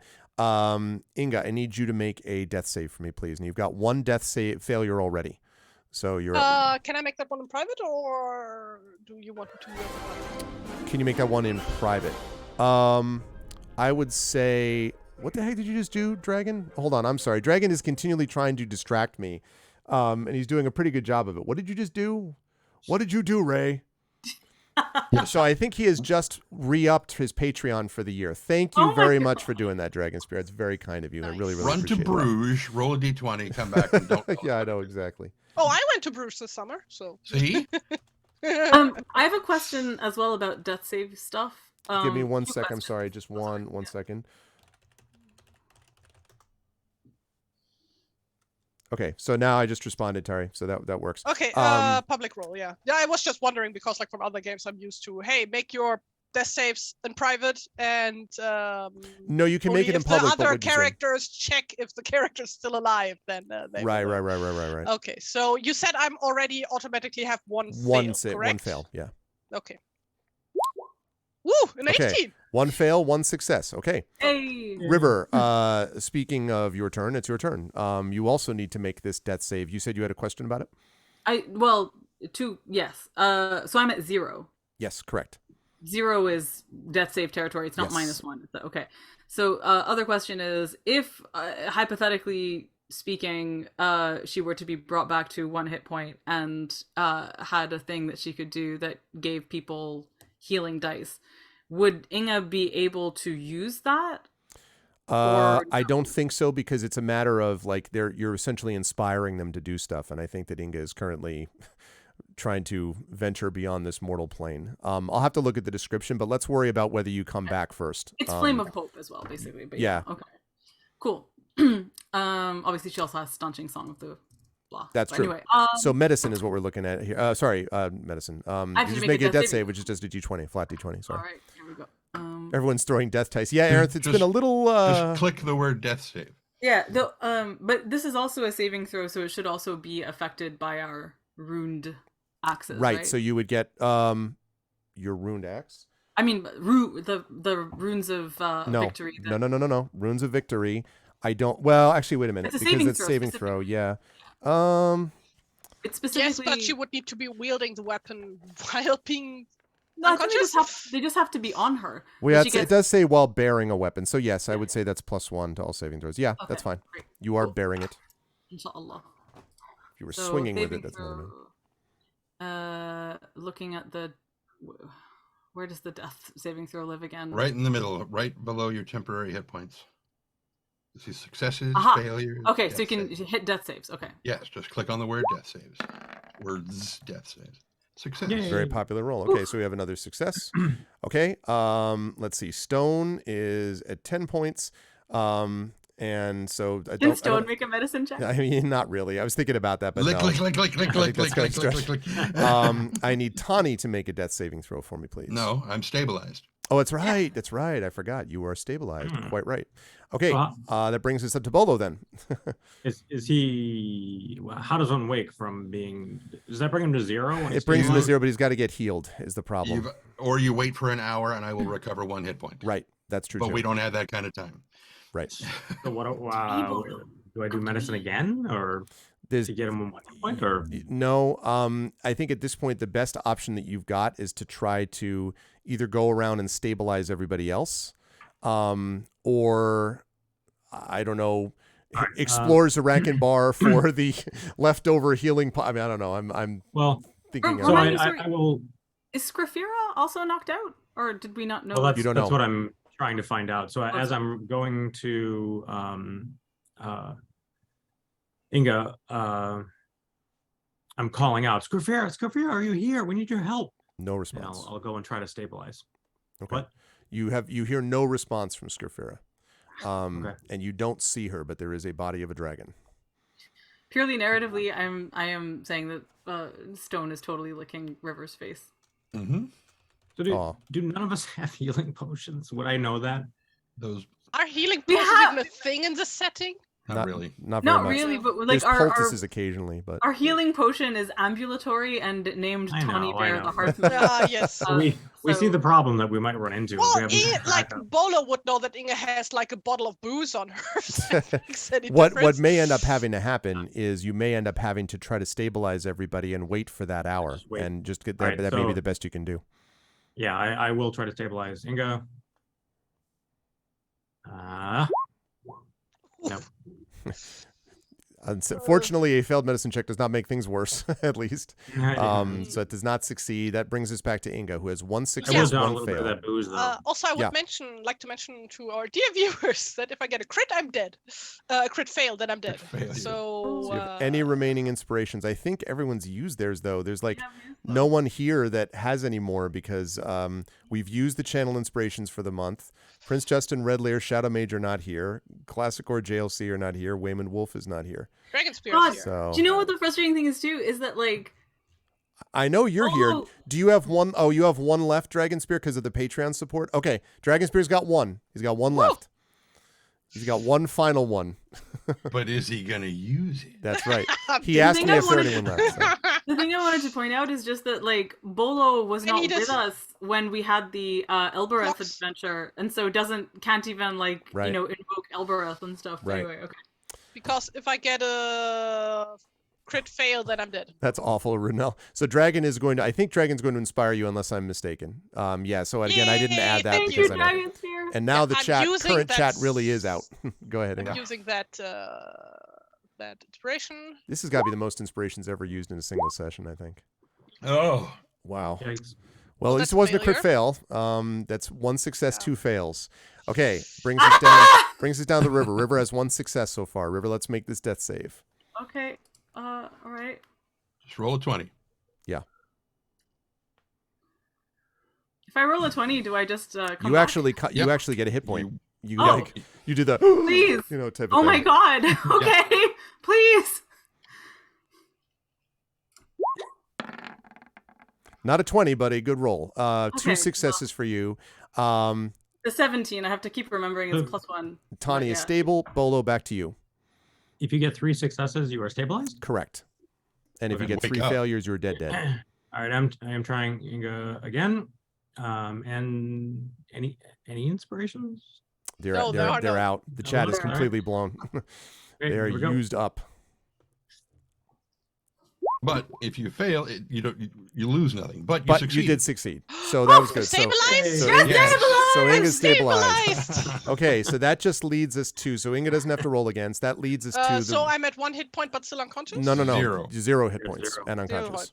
But you're not Um, bleeding out anymore. So that leads us to the river, who has 2 successes, I believe. Yes. Yeah. Okay, so go One ahead more? and make your death save. No.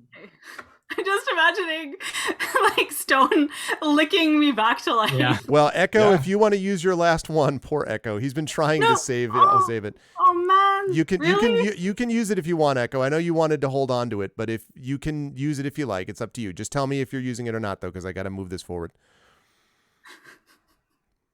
And that would be the river is the one who needs it. In case Yeah, you're asking.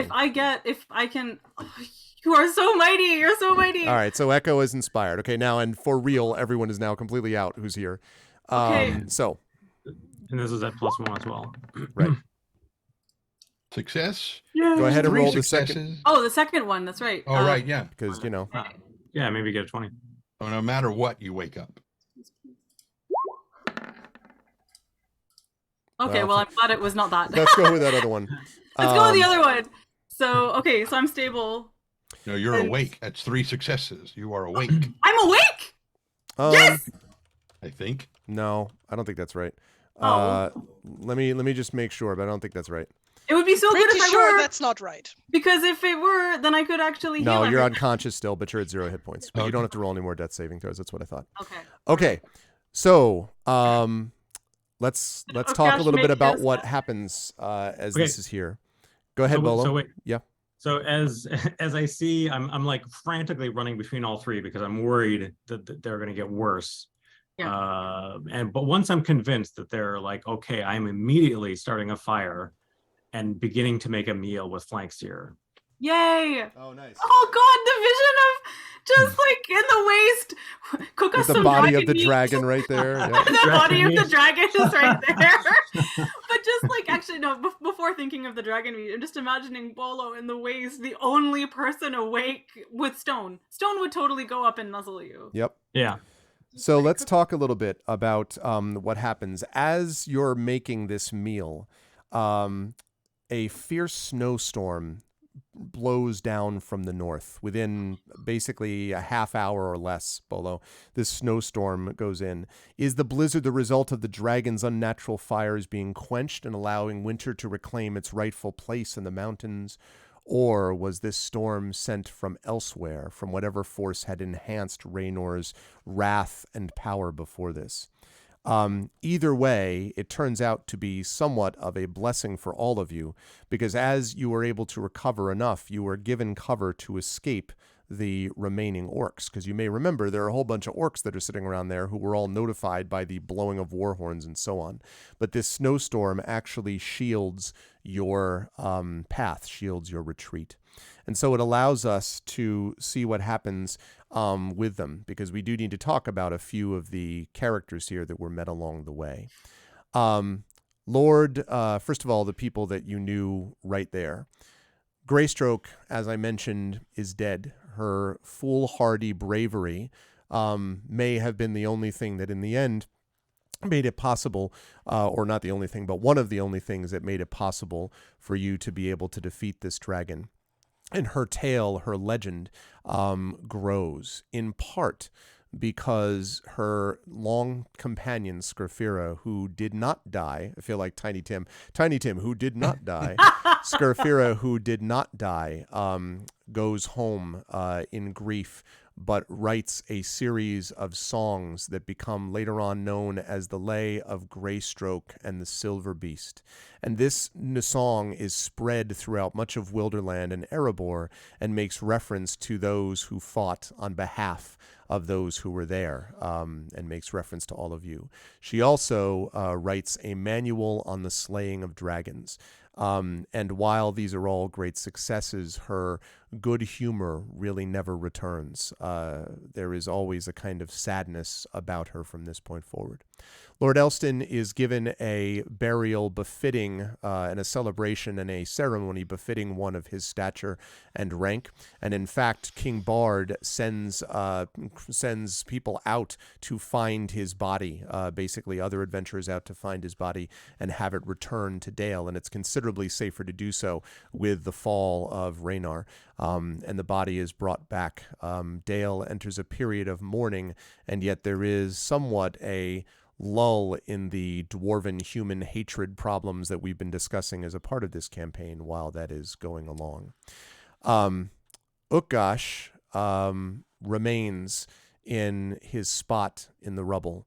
He is dead at last, but it is hard to imagine that any other creatures would have had the kind of strength of will, save perhaps the party itself, that Utgash had.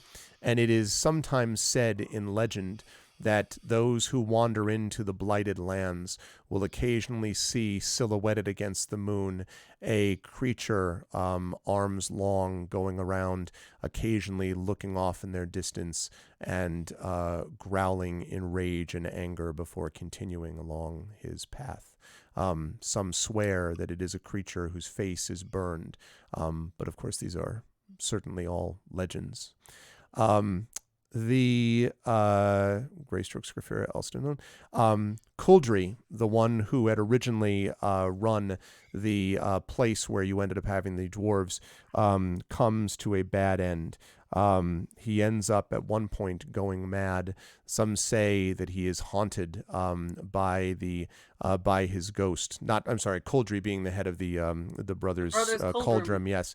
Some say that his ghost and his misdeeds haunt him. But the brothers Kuldrum are disbanded as a group and are no longer free to do what it was that they might have done before.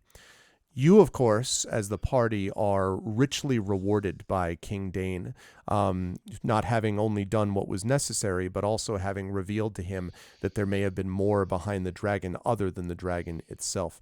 And so, as agreed, he rewards you greatly from his own treasury. It is possible as well, in fact, Inga probably gets this information, that a small and secret elite force of King Dane's dwarves are sent to claim or reclaim the Horde before rumors can spread and before some of the evil that came as a result of, let's say, the Battle of Five Armies is again renewed and repeated in this particular event to try to get the Horde of the dwarves. So there's that. So I would say there's that bit of information. The last bit of information that I want to provide to all of you, and I think, as I said, we will probably do our little epilogue at the beginning of our next session, at the beginning of Shire Adventures. But the last epilogue that I do want to mention is one evening, several weeks after these events that I've mentioned, as all of you are still in the process of recuperating, there comes a knock at the door of the place where you were staying, your inn in Dale. And River, when you come to answer the door, a hooded figure hands you a package that is wrapped in brown paper. You're not entirely sure what it is, but you do know that your companions have received various things, strange things, over the past week. Tawny Bear, for example, has been told that upon his return to his home, there will be something waiting for him. And I have to flash forward for a moment to say that, Tawny, when you do get back to your house, you will note that the beehives and the your beekeeping has been extraordinarily enhanced. Like someone has set up this incredibly impressive looking, organically successful, like the whole bit, like not factory, but I mean, has increased the size of your beehives, has increased pollinating flowers and things like that are available to it. And it's fair to say that summer is probably the greatest harvest of honey, with the finest honey cakes ever baked as a consequence for you. Bolo, your legend, of course, is continued now to grow, because now we have a legend that even rivals Bilbo. And Bolo, in fact, it is said that Bilbo himself would like to speak to you upon your return to the Shire. I'm going to let Inga describe what happens to her in just a moment. So I'm going to leave that aside, and I'm going to let the River deal with this package that she has been handed by a hooded figure. And can't even see the face, just hands it to you, and then nods, and then shuts the door. And so you're left with this package. Doesn't give you any time to respond. I mean, I guess you could open the door and yell and say, "Hey, wait!" But that's up to you. But they clearly don't want to stay. She sets the package down and starts trying to unwrap it while Stone comes up snuffling and sniffling.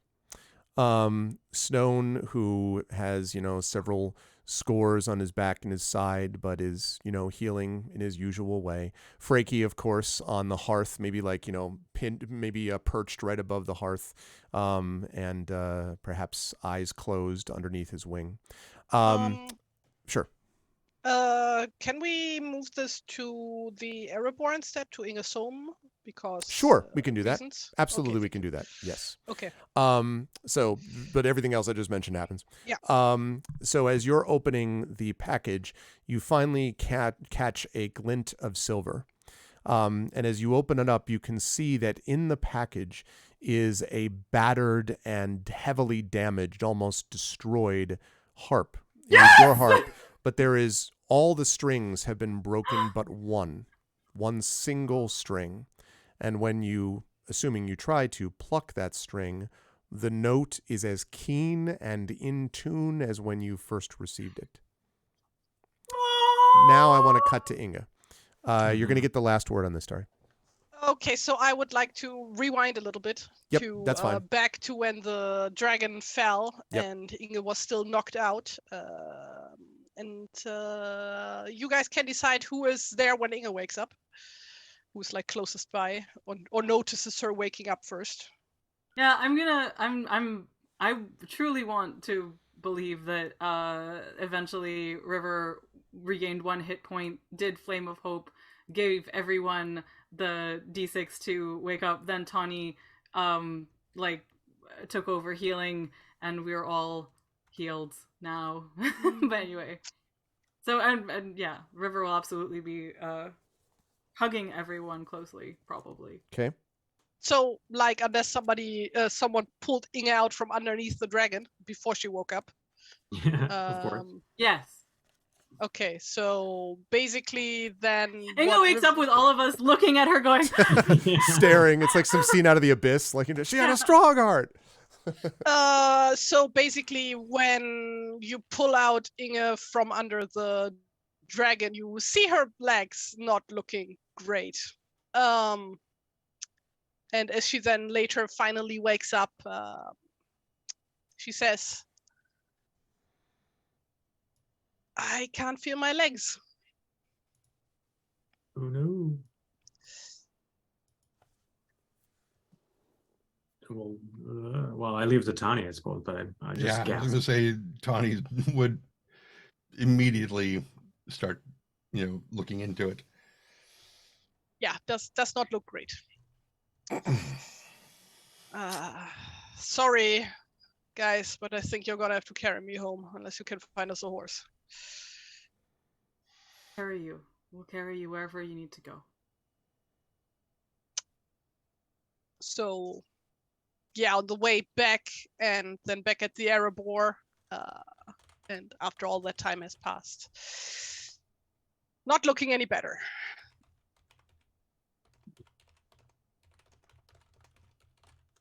I'm sorry I didn't have anything that would tend this. We had nowhere to stop and rest until we got back, and by then it was too late. Yeah. River will have sung her songs and stuff, and obviously stopped bleeding and staunched wounds, but can't reset bones. Well, I guess at least for a while I won't be traveling. You're still going to be the most wicked crew chief in all of Dale. Yeah. Well, I don't know when or how I'm gonna get back to Dale at any time soon. Gonna have to leave the work there to my guys, and just stick it out here for a while, I suppose. You're in Erebor? Yeah. Okay. Well, Bolo will make trips occasionally with different recipes he's trying out to get a dwarven point of view to fill out the menu at the Battered Mug. River will lots of meat, all the meat. River will consult with and mushrooms. Yeah, and mushrooms. River will consult with Middle Earth's disability rights activists and learn about prostheses and how the dwarves, who are super capable at doing these, can either get you a wheelchair or make you awesome, cool runic legs that allow you to walk eventually. But it's a work in progress. Yeah. So, like, throughout all of this, like, Inga keeps up keeps up the composure and makes jokes and stuff, tries to play it all down. River will totally at some point start to sing you songs of Inga Iron Legs and the many tales and travels that she will have as soon as they are ready. That's delightful. I think maybe the last moment that we get of that then is there is perhaps on a hillside near Erebor, looking down as the party is speaking to, is outside enjoying the air perhaps and looking down, is what looks like maybe a small group of people. But one in particular, I would say, is there, and Freki probably is speaking to this person who is dressed in gray and carries a long staff and a pointed hat, has a long white beard, and listens as Freki is speaking and then nods. And then with a sigh sort of looks out over the marches over the waste to the north, the northern dalelands to the northwest, the great forest of Mirkwood to the west, Dale further to the south, and sighs and sort of smiles at this image, this picture that we see, and then turns and, facing the west and the setting sun, moves off and brings us to a close with Erebor Adventures. Lovely stuff, folks. A very, very worthy final battle, I think, for this series. And the image, I think, of the singing that's going along with all of you while you're all sort of like managing to maneuver was pretty epic. That's a visual that will stick with me for a long time, and chat deserves a lot of credit for using every conceivable inspiration in the history of recorded time. Again, it's going to be funny when Expedition's like, can you help us out? And chat's going to be like, nope. Sorry, we got nothing. It's going to have to be a lot of Shadowed Mage and Wayman Wolf because they're pretty much all that's left. Also, I should mention that the party has reached level 10, just to the extent that that may matter for the future if, we return to this stuff. Level 10! Now, I hate to make this a fast thing, but I do have to stream at the other channel in 10 minutes because we ran way over. Pish posh. So I've got, we will have a chance to do the epilogue for this, which won't be super long, but an epilogue for Shire Adventures. And I should mention, chat, by the way, I can officially announce that all 4 players are going to be back with Shire Adventures, and they are going to be staying, if not quite the same time, they're going to be staying on a Tuesday. So we're actually going to keep within the same ballpark of our regular time. However, it's going to be more Tuesday afternoon Eastern instead of afternoon/early evening, as opposed to Tuesday midday. Other than that, that's going to be what's happening starting in the new year, which I think is great. It's minimally disruptive, and it's great that we get all the party back with Shire Adventures. So I'm going to ask each of the players, after having said what a pleasure it was to see them work through this and what a pleasure it's been to run this campaign, I will then ask them each to say a last couple words, with the only plea being, I've only got 10 minutes, so please, that's all. I'll start with Amal in the bottom of the column here, and actually I'll switch over to Cam's only. Lovely stuff. From the river. I love the fact that you got a critical to get out of the charm at the very beginning. That was great. And to be able to see then the river really pull all of this together in the way that she addressed stuff was really great to see. Obviously, the singing became hugely important. And as you could see, the harp was not totally lost. It was not totally gone. So I'm so happy about the harp. So it was there. How did you feel in the end about how things went, Mel? With the sun coming in and you, I love the visual. That's such a good, like, aha. Golden hour. Yes. No, I thought that was amazing. I wish we could have played for like a whole other hour, just to have Aftermath. I know. I wish. Sorry. Everything about it is so intense and huge and amazing, and I do love that. The idea that the thing that she left there the last time she was there could come full circle in this way. I'm so happy you gave the harp back, only because I absolutely wanted to ask you later, can we do an epilogue thing where she tries to clamber up into the record bar to see if the harp is there and extract it from the Bruith, but I'm so happy it's there. And I absolutely want her to repair it and have it and stuff. It's amazing. Fought a dragon, incredible. Yeah, that's all. The only thing I want to say is, in terms of where people can find me, for once, I'm actually going to be streaming again tonight. Wow. Yeah, my agent, Dongwon Song, has been doing a feature called Gaming is Hard, where periodically what they do is have a guest to come and play a game together and talk about publishing stuff. And so we are going to be playing Wingspan, which is a love that game. It's so beautiful and good. It's a bird habitat making game, so very chill and relaxed versus what we just experienced. So I'll put the link to their Twitch, and it's at 7 p.m. Eastern tonight. So if you want to swing by, say hello, ask questions about short stories or poetry or publishing or what have you, that would be a delight. Otherwise, find me at my website, and that's it. Yeah. Thank you so much, chat, for every single one of those freaking inspirations. Yeah, seriously. They were all so crucial and so, like, we would not have survived. We would straight up just have died. We very nearly did. So thank you. Yeah, that's right. Thank you, Mal. Good stuff. And I look forward to seeing how things transpire in Shire Adventures. But thank you for making the river as memorable as she has been. Moving right up to Tari. Listen, Tari, the lovely moment, and as I mentioned in chat, not because I was trying to throw her under the bus, but because I wanted to be clear that like this was all this was Tari's. Yeah, exactly. He made me do this. Railroaded. It was Tari's call, which was really important because Tari has a right to kind of figure out how Inga proceeds or doesn't proceed. And again, if I had rolled slightly higher on that fall, which was I think it was like 3d10 plus something or whatever of the dragon, then she might have died right there. It was possible. Yep. And so it was very close. I would say anything in which you've got multiple people down, all the NPCs killed, like, a bunch of almost all the NPCs killed. You've had an epic fight. But Inga obviously had some very big moments in there. We talked about the Warhorn, also the score along the underside, the other moments of damage that Inga had. Oh, yeah. So there were a lot of really big things that went on there, and a very memorable ending that I think will stick with us too. How did you feel in the end about this session, Tari, and all that sort of thing, and where will they see you next? Well, I want to keep it short since you're short on time and stuff. Thanks. So I'll keep my detailed thoughts to next session. Yeah. And instead I'll just say thank you to everybody for like the last 5 years, for today's session and everything.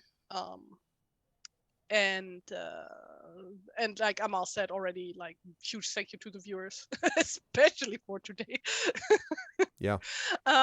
So I just hope that people will find time and interest in watching also the next game with all new characters. I hope there will be some fun little callbacks to this campaign at times, maybe some cameos or whatever. Mm-hmm. Very much looking forward to that, and I guess I'll see you next year. And until then, you guys can follow me over at Tumblr at TariTunes. Awesome. And because I don't do Twitter anymore. As Tari and I talked about too. Or Instagram. I'm also on Instagram, also at TariTunes. as Tari and I talked about too, we may have a chance to do get back to hopefully some game book illustration streams too next year. Yes. So that would be lovely, and so you might see Tari a little more even. So that'd be great. Thank you, Tari, again very much. Moving right along, Brad. Bolo obviously had hugely important attack rolls here. It was 28. So with that, and then the image at the end of Bolo running around frantically to try to stabilize everyone and then cooking everybody a meal in the shadow of this dragon with the snow is a great visual, I think, to imagine. And now Bolo has done it, is actually seen, like Bilbo did. Actually, Bilbo didn't even see it. Bolo has actually seen a dragon fall, and so it's going to be interesting to see what the impact of that on Bolo is as a character and so on, and what he brings back into the battered mug. Same question, how did you feel in the end about the work of Bolo and about this session? Yeah, it was a great arc. I mean, super epic battle, lots of twists and turns along the way and stuff. We used to talk, it's been a number of sessions since we've done this, maybe a couple of years or something, but we talked a lot about how the dice follow the narrative and stuff. And like I talked right when we began about it, like how when Bolo came in, the party protected him. And so I loved this turnaround where he was literally running around and saving everybody. Yeah. Not in the same way they were doing with him, but it was just a cool bookend, to how he began and stuff. Just great wrap up to the series, the campaign. I am going to put in a vote, in fact, a request that we do a formal fellowship phase instead of for the epilogue. So that in the epilogue, we do a fellowship phase for our 10th level. And so we can kind of wrap up a little bit in terms of like where we're headed. Because we didn't really get to figure that out too much. And so I want to sort of thrust Bolo in a direction through that fellowship phase. That's a good idea. And what we might do, now that I'm thinking of it, is we might have, if the players are amenable to this, we might do one session in January like that, which is basically just a fellowship phase, wrap up of, et cetera, final thoughts, et cetera. And then the session after that would be the official launch of Shire Adventures. I think that's fine. It'll also give me a chance to make sure the video's done by that time. Yeah, and depending on how advanced, how far along we are with our character development, we could do teasers for what's ahead. Yeah. You know what I mean? Absolutely. Use Absolutely. the first adventure kind of thing, or characters or whatever. Right. But one thing I would throw out there is that I can still make this time on Tuesday next week, like the 27th, if everyone was able to. Can't do that. Sorry. No, okay. I would love to do that, but I cannot. No Christmas for the family, man. Yeah, No, I know, exactly. That's good. No, I mean, I'm after. streaming next week, but I'm streaming precisely because after that, family's like, and then you're with us, right? You're not doing any other streaming, right? Like, I was like, okay. So anyway. Imagine having like Sorry. a wife and kids. Disgusting. I know. No, they're completely worth it though. But yeah, so in the meantime, look for me at quillings.com. You can find my social networks from there. Good stuff. Thank you, Brad. And last but certainly not least, Tren, 2 epic fights or battles in as many sessions. So there's been a lot of that going on. But Tawny obviously having, and I love the image of trying to pull the spear, but not because of the poison. And then like, Stone actually doing it, you being the one who kind of brings that low, and then everyone being like, wait, what happens when Tawny's not alive? He's like, well, none of us get healed, then we're all in trouble. And the image, of course, that you remained really, I mean, you did try to fight a little bit, but you remained as a healer. We didn't have a return to like now I'm going to go crazy again. We already dealt with that part, I think, of Tawny's arc earlier. So you really were trying to approach this in a way as a healer for the most part, which was obviously hugely important, even if a lot of what you were doing was healing yourself during these moments because of what the dragon was doing. Oh. But down he goes. Down goes Raynar, and in the end, lot of cost to all of it, obviously, but he is defeated. How did you feel about the session today? Where will folks see you, etc.? Loved it. It was great. See you guys next year. Okay, great. I'm appreciative. Thanks, Trent. You can do. It's okay to do a minute more. I told them that was fine. You sure? Okay. I'm sure. All right. We're going to have epilogue time as well down the line. Again, my great pleasure to have this wonderful group of players. I'm excited to have them back for Shire Adventures and our epilogue. We'll do that next year, as I said. But otherwise, chat, great work out of you folks as well. So good job, chat. Can we get some love from chat for the amazing Antoinauts? One final time with these characters, but not forever, for all of the things. Tren, Brad, Tari, and Amal. Thank you, players. Good stuff today. Bye. Just this once, everybody lives.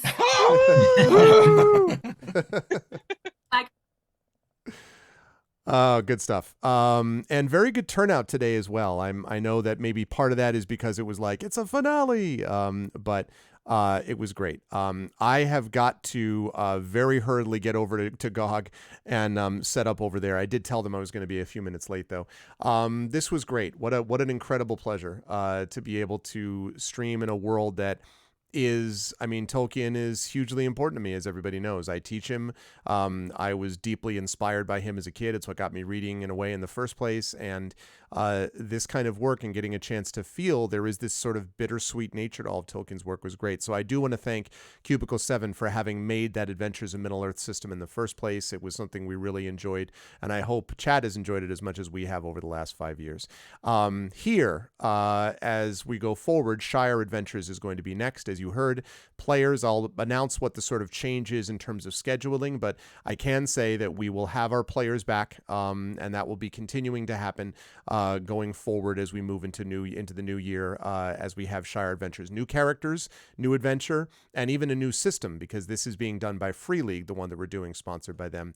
But I do want to thank them. I also want to thank Lauren, who played Rosie, and I also want to thank Will, who played Robar, for their appearances at the beginning of the campaign, because they also helped shape the way that the campaign ultimately was.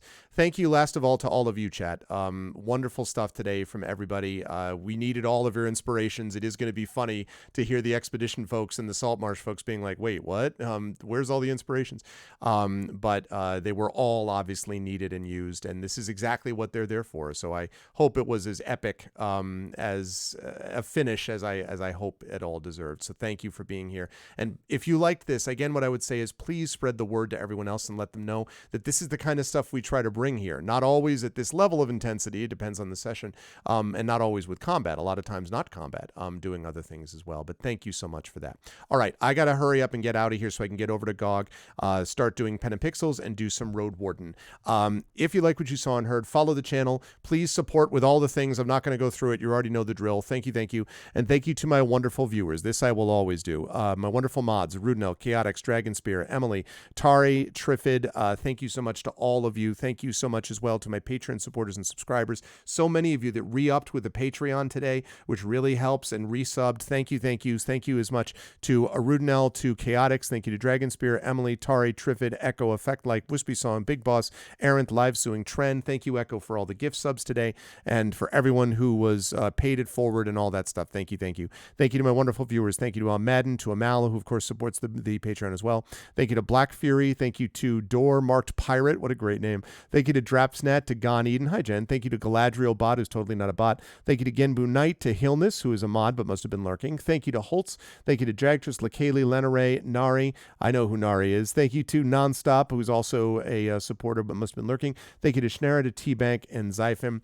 Thank you so much, everybody. I'll see many of you over on GOGCOM, and as soon as I can get it all set up. Thank you, everybody, so much for having supported Adventures in Middle-earth over the years. I now bring this to a close. Shire Adventures begins next month, next year. But otherwise, this brings this to a close. And so one final time, thank you to the Andronauts and to all of you. And I will see all of you folks over on GOGCOM in just a little bit. Much love, and bye for now.